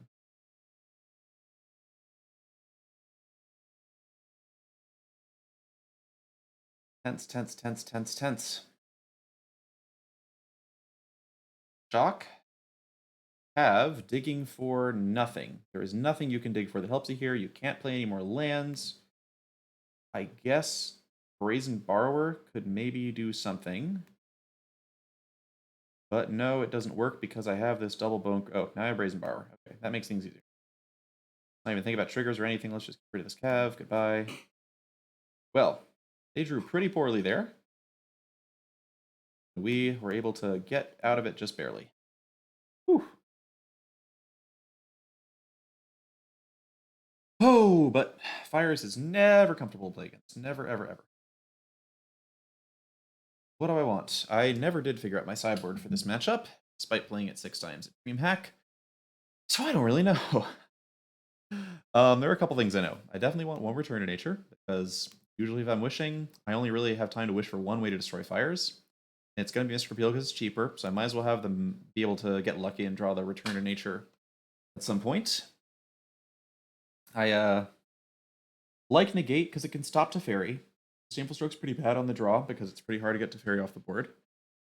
But I like Negate. I don't like Bone Crusher Giant that much. It's like kind of reasonable against Borrower and Sphinx and stuff, but it's like a pretty weak card on the whole. Not the biggest fan of Fae. Has kind of a hard time interacting on the board, and it's kind of slow, but it does also get incubation. It does block Brazen Borrower, which is kind of nice. Also nice that it can combo with Edgelord Keeper to pressure Teferi pretty well. So I think I actually keep 4 Fan. I'm going to cut 1 Escape. Then I think I cut an Incubation, just because I'm cutting a creature. No, I think Groot is actually pretty good against this deck. I could cut Beanstalk Giant. Or I could just leave this as is and not cut any of the Gusts.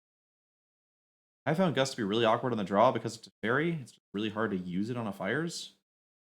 I'd almost rather just let them have the Fires, let them have the Sphinx, and then kill it with Fey Wishes or Return to Nature or something. I'm going to try the no Gust. I don't like you. Maybe I'm just being silly. Maybe Beanstalk Giant's just really slow and bad, and I should be cutting Beanstalk Giant for Ether Gust. I could totally believe that. Let's try a Gust free. See how it feels not having Gust. This hand. Got a bunch of chances to try and find a green source. If I do, it's reasonable.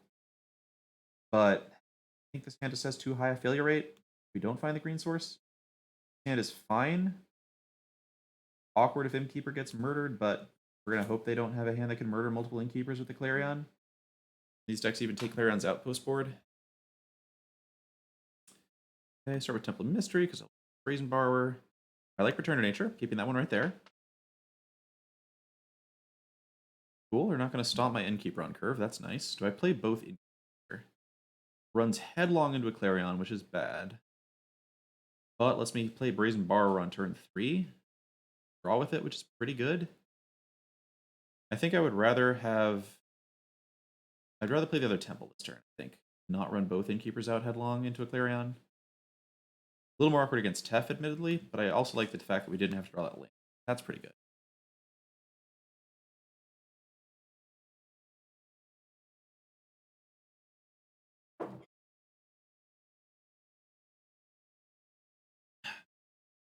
I think this hand is bad and we're probably going to lose. In case you're wondering. Ouch. I think this hand is bad and we're probably going to lose. Ugh. Lots of lands today. All right, we're just going to drop Innkeeper. See what they go for with their turn. We can return something, we can bounce something. They just play Bone Crusher. I'm a little sad. I feel Bone Crusher right now, but it's fine. They just play Bone Crusher. I'm a little sad, as I said. Forest. All right, so we can now hold up Bounce and Return to Nature. Oh, they missed their 4th land drops. They probably do have a Fires, so I'm just going to play this Forest. Wait. Keep missing land drops, we might have a shot. If I can draw Escape or Lovestruck Beast or something like that. Take this hit, of course. I whiff the land again? I whiff the land again. All right, I'm going to start drawing cards. And I guess racing. Oh, yikes. Okay. All right, that's reasonable. I'm just going to cast this. I guess in theory they could have Clarion, but I feel like you would just Clarion the Innkeeper there. Maybe not. Anyway, this is not going to have any good targets without the Clover, so I'm just going to cast it. If they Ether Gust it, that's totally fine. Okay, Beanstalk Giant's starting to get the point of the game where that's actually a reasonable card. Let's get to attacking. They can flash in. No, they can't even flash in Borrow to eat my Borrower because they don't have mana for that.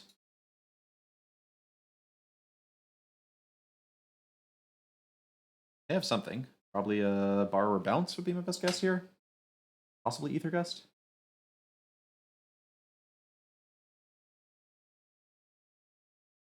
Borrower Bounce, you're really not accomplishing it. Maybe if it's Bounce plus Ether Gust, there's merit to tying up the Innkeeper here. 7k, I do agree. There's not much that red can bring in against us. CBT 5383. Henge is pretty good against fires. They are bad at removing Lovestruck Beast, and the life gain really matters, as does sizing up your creatures to be able to fight their creatures more effectively, like making Bone Crusher big enough to fight Kenrith, making Brazen Borrower big enough to block Sphinx, that kind of thing. Yeah, Arena Craft Pod, I have been at number 1. I think there was a brief blip where I was at number 2, but aside from that, I've been at number 1 for a very long, the whole month. Maybe like 5 or 6 days in, I got it and didn't give it up since then. Besides that one when I didn't play for a while and dropped number 2 and then got it back. All right, well this Ether Gust totally resolves. Ether Gust is just not that good. Do not think it's a very good sideboard card to bring in unless you're really desperate for stuff.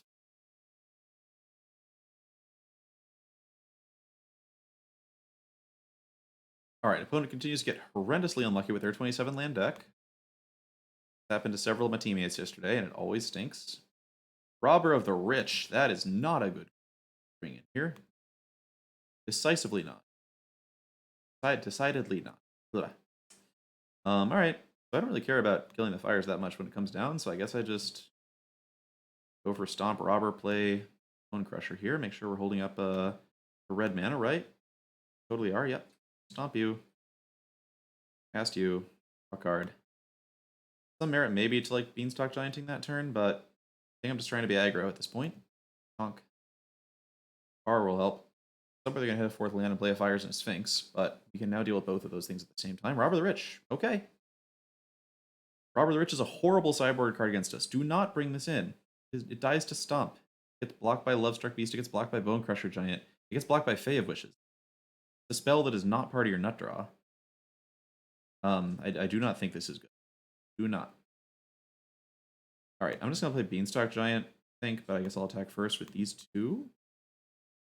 Because if they don't block this gets them low enough to just die to a Borrower, so they kind of have to block.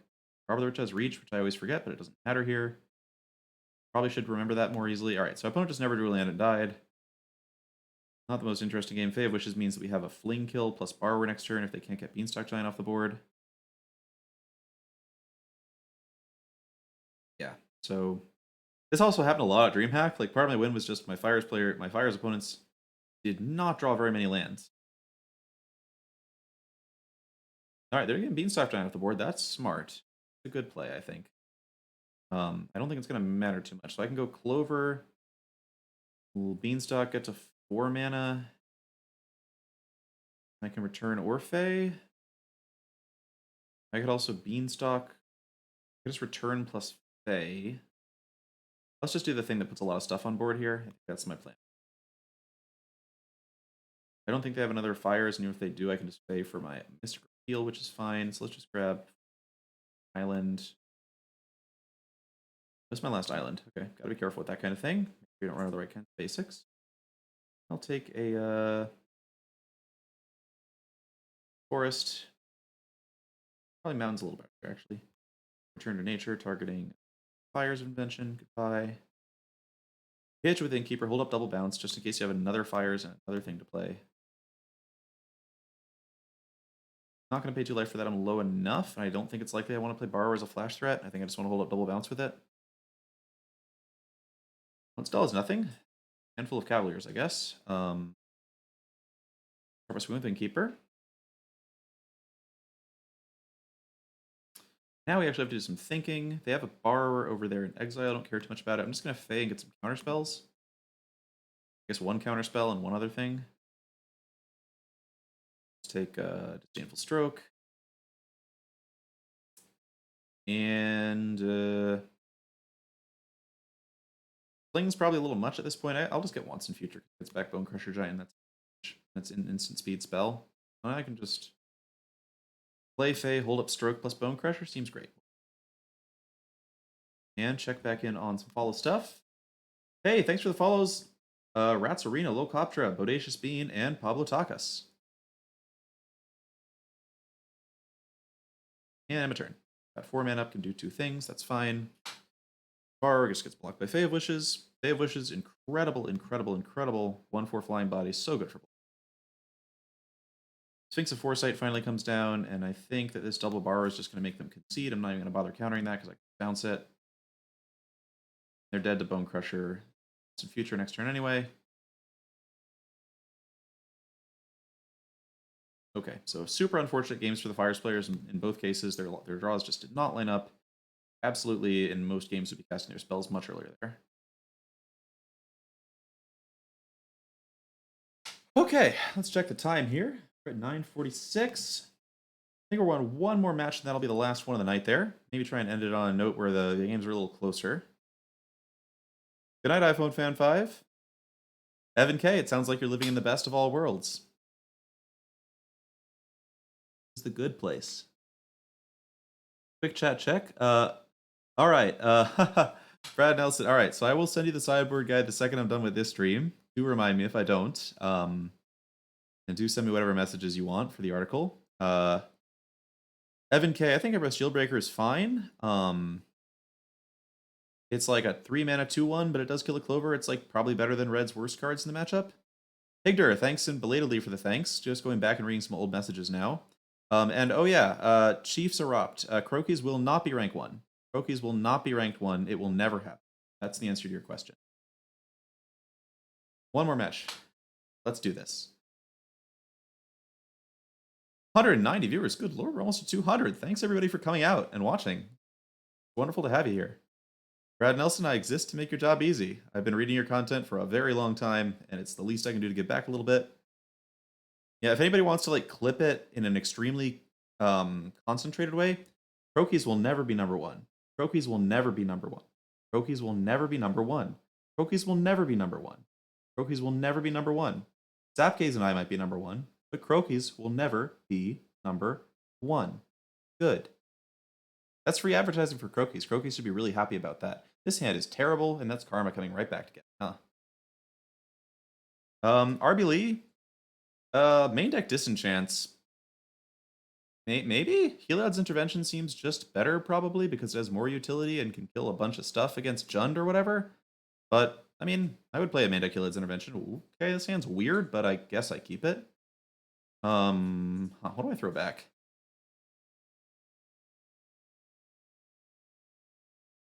It's probably just Bone Crusher. No. It could be Bone Crusher Giant, which is the redundant effect. I don't want to throw back lands because I want to cast this Escape the Wilds.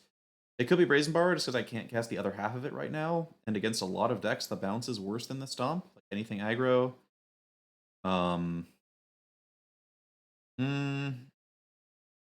Let's see. I'll throw back Bone Crusher, I think. That's a hard one with not knowing what the opponent's playing. Steam Vents. Okay, don't mind throwing back Bone Crusher against most Steam Vents decks. Innkeeper. Yeah, I like that one.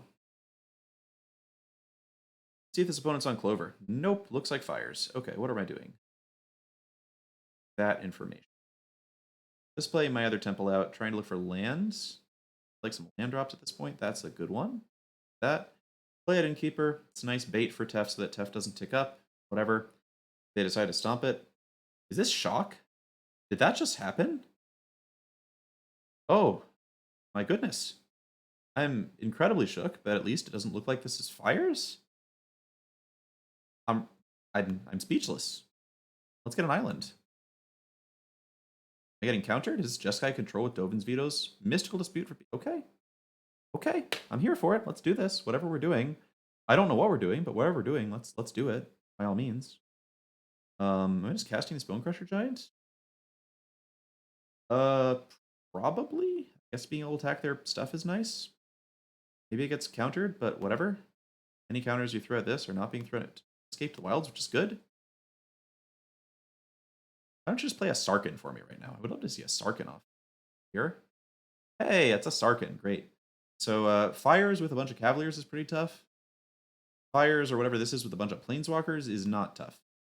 We demolish this kind of general.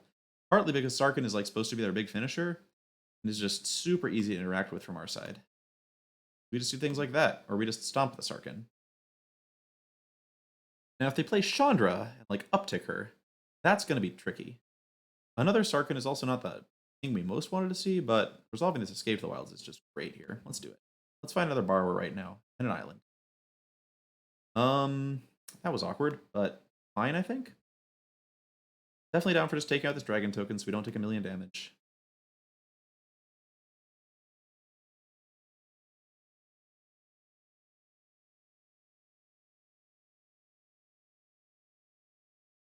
We do get to draw a lot of cards pretty soon, which is cool. I'm playing these Innkeepers. Let's play one of them, maybe. I would love to stress the opponent so they have to play removal for this instead of a... How much mana stuff do I have here? So if I just go next turn Innkeeper, Innkeeper, Fae, Bone Crusher. Let's not run out the Innkeepers here. I feel like they must be able to kill them. Tough call, though. If they just play Narset, I'm going to be very sad.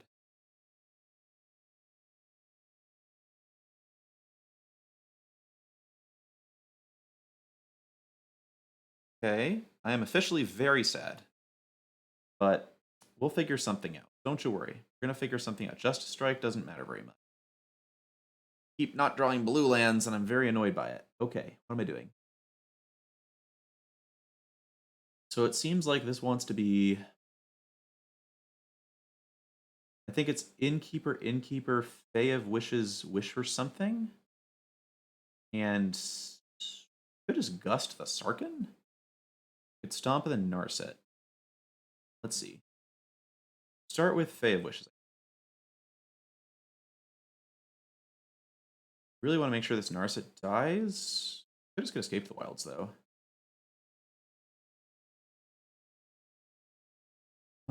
Is Aether Gust better than Escape the Wilds? I don't think it especially is. Gust a dragon token if they decide to make one, but I don't think they're going to do that. Chandra's pretty slow and bad.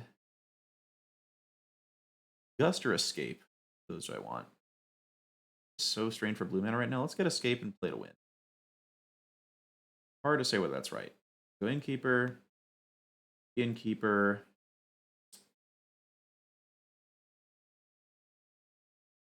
And we're just not going to let Narset do stuff here. We're just going to stomp her. And they might just clear in the Innkeepers, which is sad, but not an instant loss.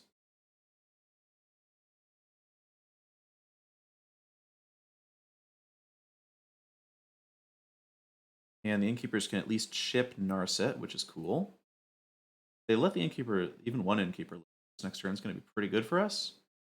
They could also just go Chandra, wipe out the Innkeepers. That would be bad. They're like, this draw just lined up really poorly.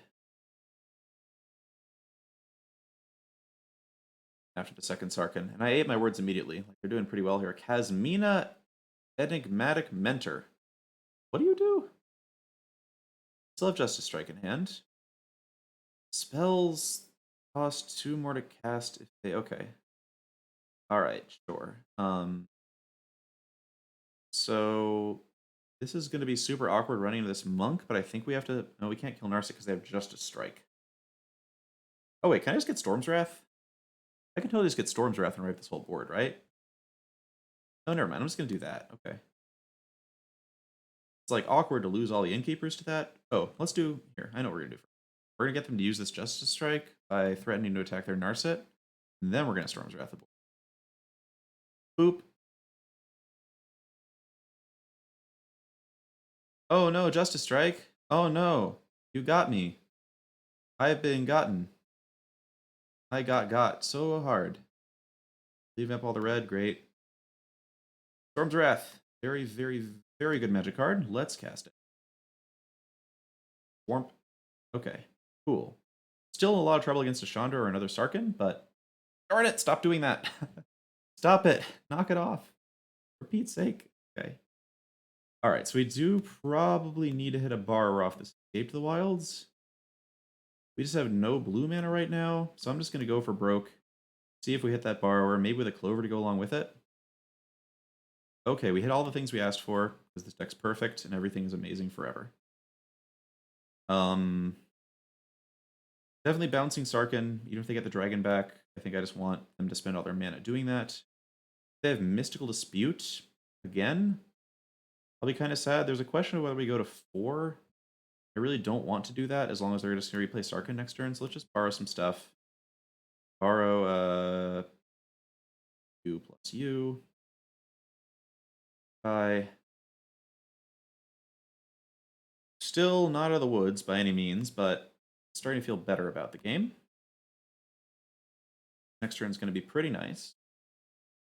Bay of Wishes is pretty good at blocking through Clarion, even against a Sarkhan. Okay, so we're going to start with Beanstalk Giant, and we're going to play a lot of stuff. That's the plan. Fertile Footsteps, grab some islands. Islands, islands, islands all day. All I want are islands. See if I can hold back Fae of Wishes to block and come back to my hand here. That's a thing we're going to be thinking about. Fae of Wishes. Shouldn't have played to use 2 islands to do that. Oh, Bone Crusher Giant's really good. Okay. This is starting to look better. So we stomp the Sarkhan. Bye. Oh. I forgot about the other stomp. I forgot about this Clover. Oh well. Stomp the opponent's face. Whatever. I think we probably stomp Sarkhan there anyway, just because at this point they have no more Sarkhans, which is very good. And I think I just play Fae. We just want to be able to block very safely. Even through some removal. And then we're just using Fae this turn, which we almost certainly are. Let's play a Breeding Pool out and pass. Hard to think of how we get punished too hard for this. They have like some way of killing Fae in response to the trigger. That could be kind of sad. Okay. We're getting some follows here, and as soon as this game's over, we'll go check on them. This is still kind of tense here. We'll block. Hit it back. They kill Fae, they probably can't kill Innkeeper as well, and then we get to draw a bunch more cards next turn, which is good. Nope. Okay. Back. Whew. Alright. Tef. Yep, this is not a very good time for Tef. Tef cannot do anything that meaningful. They have a Dovin's Veto that could take out Clover, which would be mildly annoying, but this is the, like, you kill Edgewell Innkeeper or you're dead stage of the game. I like the plus. No, we can't deal with Tef that easily from here. So where do I start? So I could draw some cards to get information off of Fae before I wish for stuff. One thing I could wish for is Dome Raise Ambush to kill Tef or kill a dragon. It would go to 4 if I use it with Bone Crusher Giant, and it does leave me vulnerable to instants they could have in their hand, like a Brazen Borrower. I think I would like to play around Brazen Borrower and not die to it. The question is, how do I do that? Get Shadow Spear, which isn't that useful this turn. Can't really get rid of Tef off a wish here. Let's see what's up. I could get a Chandra. Chandra's interesting. Play Chandra and Fae. It might just be Chandra, get rid of Tef. Then I can play Brazen Borrower as an instant, which is nice to be able to block a dragon. I'm thinking about not letting some of this resolve. quick time check. We did spend a lot of time thinking. 22 minutes is fine. They're playing pretty slowly, so we'll try to be conscious of our opponent here. But quick follow check while they're thinking. Thanks for the follows, everybody who's just followed. I think that's Beefeater, Driss, Kashinpar, Big Spoon, and Doom Owner. Brad, you're perfect. You are perfect. Hillbilly MTG, I don't know what you're talking about. You'll have to link me to a list because there are a lot of decks out there. Big Spoon, Dryad of Elysian Grove is not a reasonable engine for Wishboard. Dryad is a very bad card that has no synergy with the stuff in our deck, unfortunately. I want. Actually, I can just Gust the Dragon. That's easy. Look at an Ether Gust for this dragon. Then I'll just take... I don't know. Sorcerer Spyglass seems kind of nice to see what's going on in that hand of theirs. Let's just get Shadow Spear and put the game away that way, I think. A little clunky maybe compared to some other stuff I could do, but I just like the idea of we're just going to Gust the Dragon. You have no offensive pressure anymore. Shadow Spear lets us keep up with a Chandra if they happen to have that or something. Yeah, I'm just going to draw some more cards. I guess we should be conscious maybe of a Wrath. I'll keep Fae of Wishes able to come back to my hand again.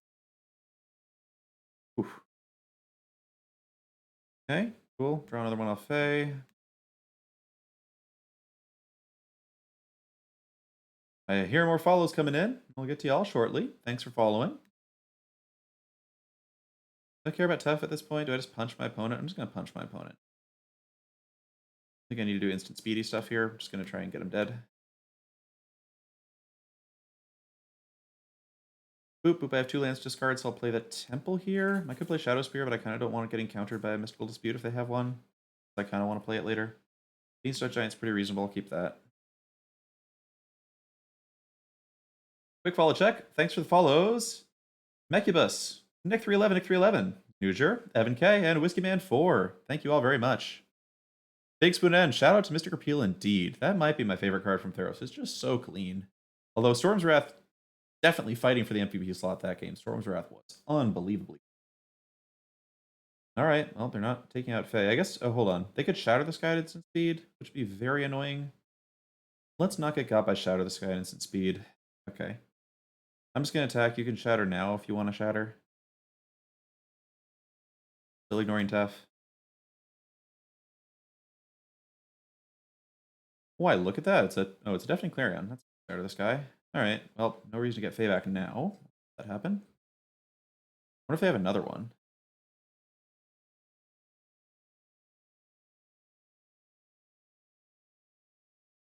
Yeah, another one. Alright. Bye. One annoying thing about Tough is it makes it hard to get down Beanstalk Giant and start Shadow Spearing the opponent. But I think we'll be fine. Let's get Chandra. Start going to work there.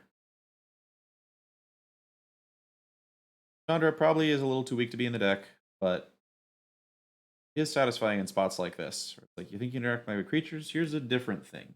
Interact with that. Take once in future? Sure, I'll take one. Chandra.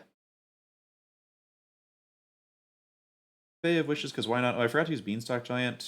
Seems like it matters too much. Plus. Go.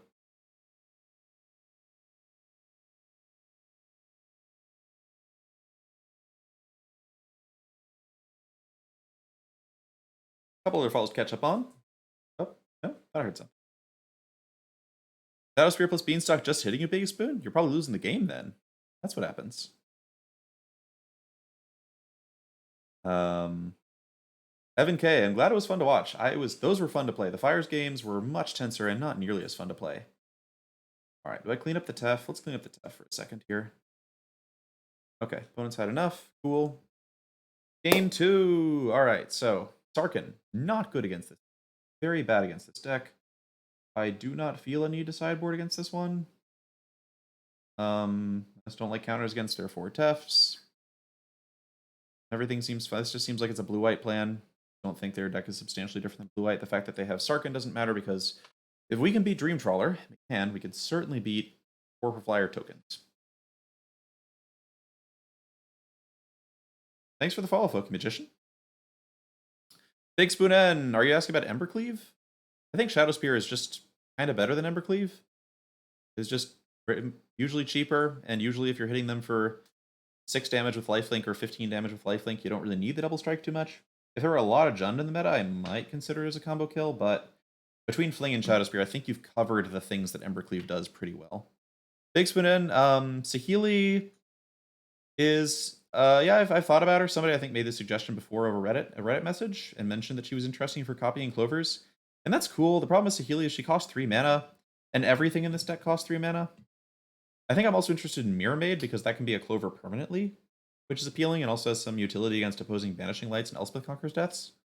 I think Saheeli probably feels a little too slow. Like tapping out on turn 3 to play her instead of like a 4/3 that draws me a card.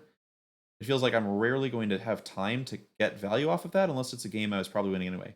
Thanks for the follows, Bald Bull and eBlunt Fangirl. But yeah, making copies of Clover is promising. It is the thing the deck likes doing. The question is just, is there a good effect that does it that's not getting in the way of other stuff too much? And by the way, all of chat, if y'all want to play this deck, I'm relying on you to test these fun things and then show me how well you're doing with them. Show me videos of how well it works out. Show me win rates. Show me whatever it is that will convince me to change the deck up. I am super always looking for ways to make it better. Am I keeping this hand? Yeah, on the draw I'll keep this. Yeah, so it copies Wilderness Wreck and Fires, but Wilderness Wreck isn't that good for us, and actively we don't want Fires. We do not want to be limited to 2 spells a turn on only our turn. That is not what this deck is really built to do. Alright, so we have a lot of green stuff. Let's play Temple out. Look for Clover, Forest.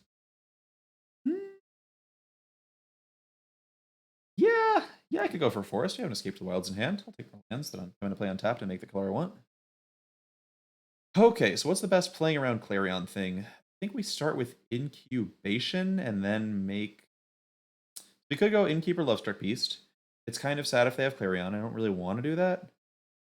I think I'd rather hold Innkeeper back so it doesn't just get easily picked off. Let's Incubation first and see what pops up. If we got like a Borrower, then I'm pretty comfortable not doing anything else this turn. We get Lovestruck Beast. Okay. That makes me pretty comfortable just throwing down a Lovestruck Beast token. We now have this a bunch of other 1/1s we can use. If they Death Bounce the token, it's a little sad, but really not all that much value. Okay, Tough Bounce the token. Lets me play a Lovestruck Beast. And then make several 1/1s to go with it. It's cool. Oh wow, Edgewell Innkeeper too. Good, this is good. I like this. So we'll just play this 5/5. Next turn we're going to be attacking with it into Tef. It also can kill a Kasmina or a Narset or whatever else our opponent decides to slap down here. And they're very unlikely to spend time targeting down a Lovestruck Beast that can't attack here. Failed up Justice Strike, things were maybe slightly awkward, but they also didn't play anything on 4. Ooh, the Great Henge. Might get Ether Gusted, might get countered. Those are considerations. They can Clarion an instant speed, so I'm not gonna rely on Lovestruck Beast getting through this turn.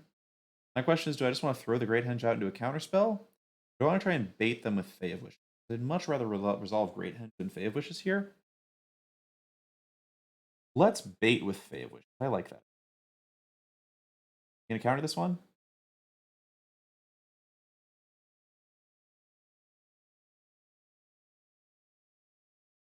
Oh, yes, you are. Alright, sure. So it's efficient, but that's fine. I'd still rather the Great Henge not get countered there. And now if they cast a Sarkhan or something, I have time to land the Great Henge, which is excellent. Plus and wait. Okay, that's fine. Alright, so now what? I could still get behind Great Henge into... I only have 2 green, that's a problem. So I can't Henge and Innkeeper. What I can do is try... Okay, here's what we're going to try. We're going to Lovestruck Beast, try making a human token, see if this gets countered. We'll go to attacks. If they kill our human token, then they spent a card and a human token, we get to resolve Innkeeper.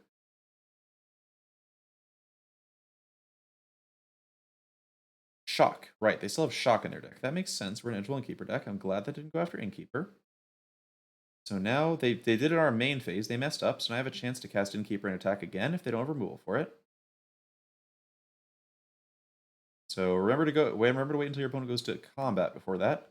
Unless you're trying to trick them into killing Innkeeper. If they were trying to trick me into playing Innkeeper so they could kill it, that would be cool. That was not what was going on, though. Okay, so we have no green mana, so we can play this tapped. Do anything else this turn? Pass. F down. What's next? Handle a Chandra, can handle a Sarkhan. Certainly handle a Sarkhan. So it smells like this Great Henge is about to resolve. Let's start there. Actually, they can shock the Innkeeper. I'm gonna have a Great Henge and 2 more Innkeepers. I don't care. You can... Here, let's do this.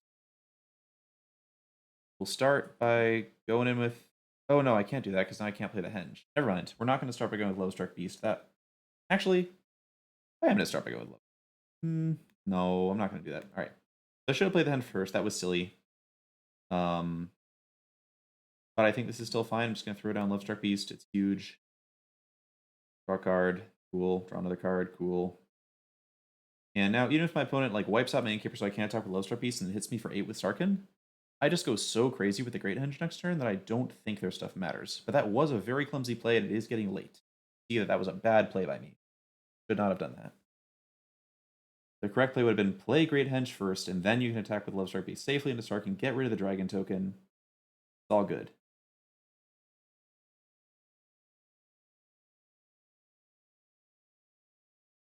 Huh. Probably some weird stuff that could kill me here, right? Like Chance for Glory could kill me. Deafening Clarion is fine.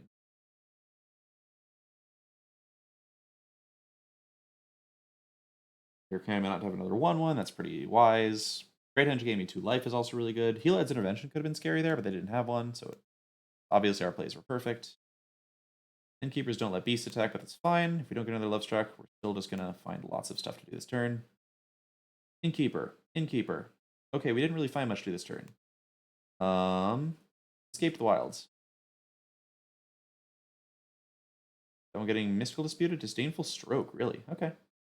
Well, if they have another Clarion, then I guess we're kind of down to just playing Beanstalk Giants. I should have gone for Fertile Footsteps first there. That was silly of me. I should stop playing so fast. I should stop playing so loose and try to give you all the #1 caliber streaming that you came for. Ugh. You have some cool way to kill me here, opponent? Definitely Clarion again. Alright. Getting a lot of life. They're hitting me very hard with these dragons. I actually kind of do need a Brazen Borrower or something. Or like another Lovestruck Beast. Okay, Escape to the Wilds. I think our plan is to do this and hope they don't have another counter. If they have another counter, then well done, they do get me. They did not have another counter. We did get a Brazen Borrower and a Lovestruck Beast. It does seem like we are likely to be fine. Alright, let's start with this and see if I can hit the Sarkhan to death. Cool, looks like I probably can. Neat. Start the long grind of killing them now. So we played kind of poorly, but the deck just really powers through situations like this pretty well, thanks to all the card draw. Escape to the Wilds is super duper good card. Okay, forced out, play around Mystical Dispute on Borrower, borrow the dragon, goodbye. Okay, looks like they don't really have much left. We'll start playing stuff. Cool. Great Henge. This is a card that could be of 2 of. It is very frequently impressive and isn't usually so clumsy that you lose because of it. Could easily be a 2 of. Alright, last 1/1's dead. Opponent has a plan. Opponent's plan is not going to work very well, though. Just too much stuff in for us here. Hey, thanks for the follow. I'll get to you in 1 moment. I think this game's about to end. And at that point, I will come and say hi to the new folks. Okay, cool. Thanks for the follows. Winterdust, Labyrinth, and Dorcas Owl. Good to have you here. We just won another one. I think that makes us, what, 6-1 on the night? Pretty good night here. Evan K, I have no idea. Good rule of thumb is probably, I don't know. I would expect probably not to lose more than 500 ranks in a day. Maybe aim for top 700 or so. The folks in the Arena Decklist Discord have a lot more experience with this sort of thing collectively. So you could join the Arena Decklist Discord and see how that goes. Thanks for the follows, Andreas Kanavati and on TTMS. Good to have you here.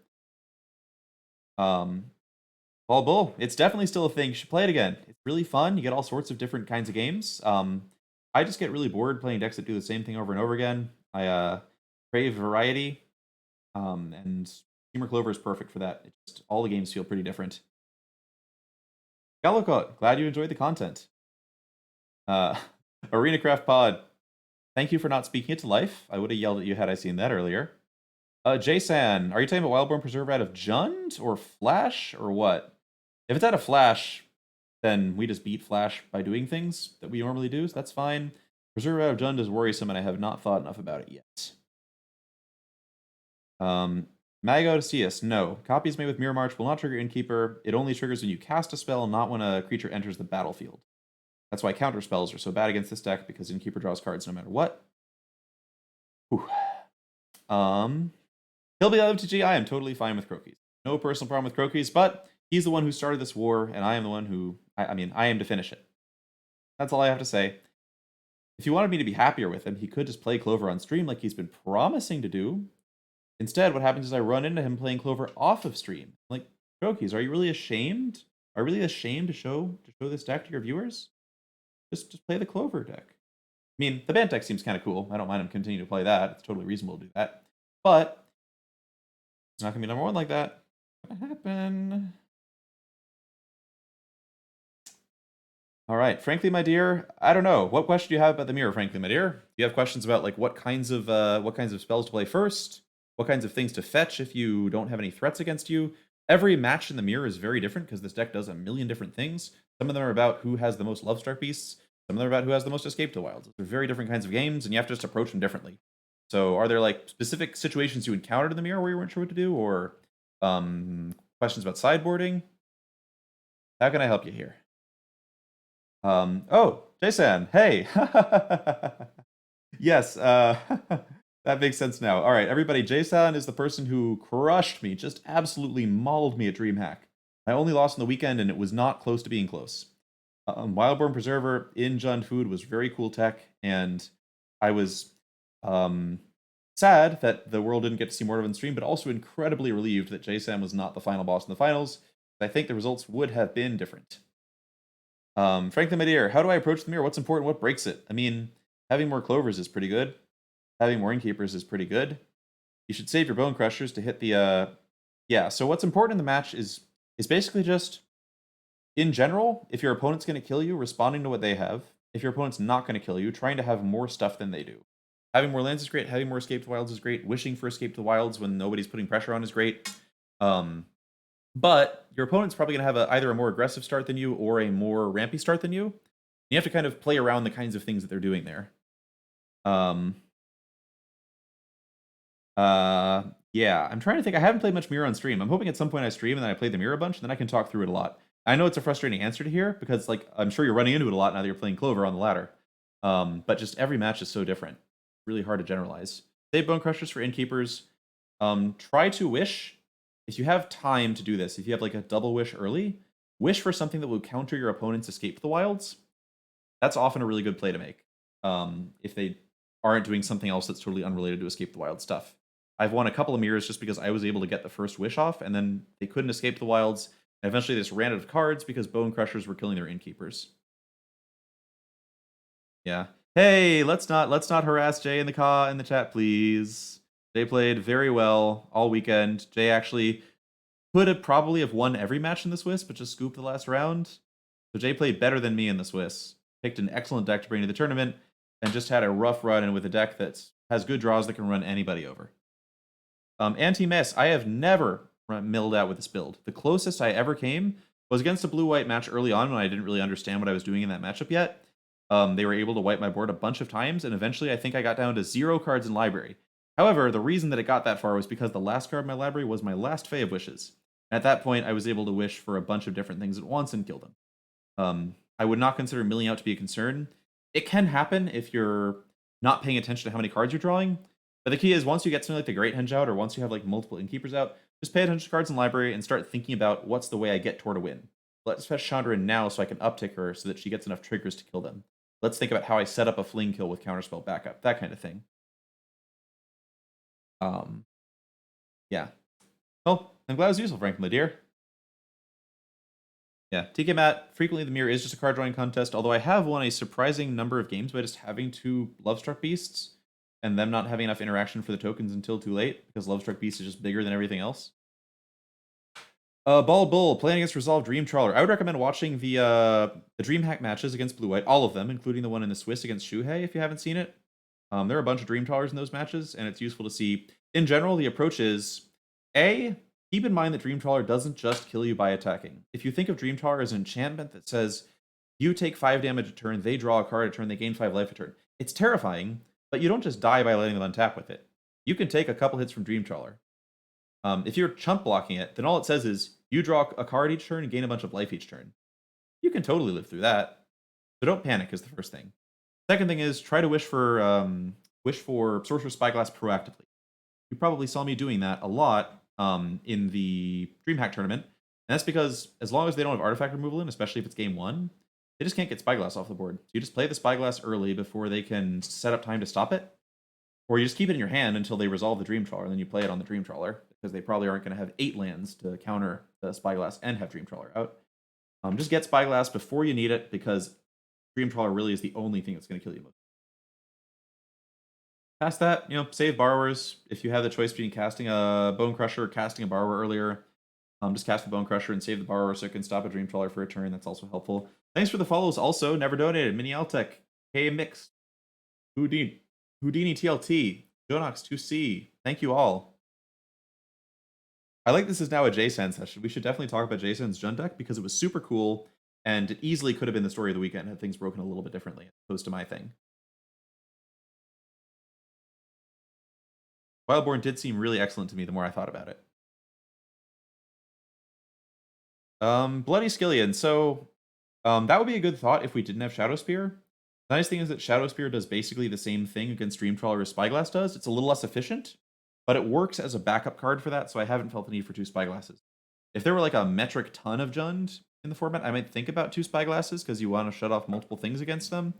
But it's usually better to get Return to Natures, extra Return to Natures in the sideboard if that sort of thing is happening. Yeah. Jason, are you talking about Temur Clover or Temur Wreck? Oh, Wreck. Okay. Never mind. I saw that now. Forget it. A Dodo player, thanks for the follow. Minel Tech. Yeah, I still need my follower count amount. There's no sub button, but hey, with this stream, I think I might actually get over the limit. So at some point, people will be able to sub. Although I definitely don't stream nearly as often as people like No Bloody, for example, who you can sub to instead. So maybe wait for me to prove myself a little bit more because I could easily be the case that I just stream like once a week forever. Yeah. Thanks for the follow, Taladro. Mr. Spicy too. Thank you. Thank you very much. Huh. All right, so I think that was my last match here. So we're still sitting at number 1. Have a pretty good lead, I hope. Still have like an 82, 83% win rate with the deck. If you count Dreamhack, it's probably 83. And yeah, I think it's really powerful. I think watching my YouTube videos, which include many past streams that I've done, watching the Dreamhack matches is going to be great. Also, watch Huey playing the deck. Huey's played a bunch of Clover. That's just all going to teach you kind of how to approach matchups in different ways.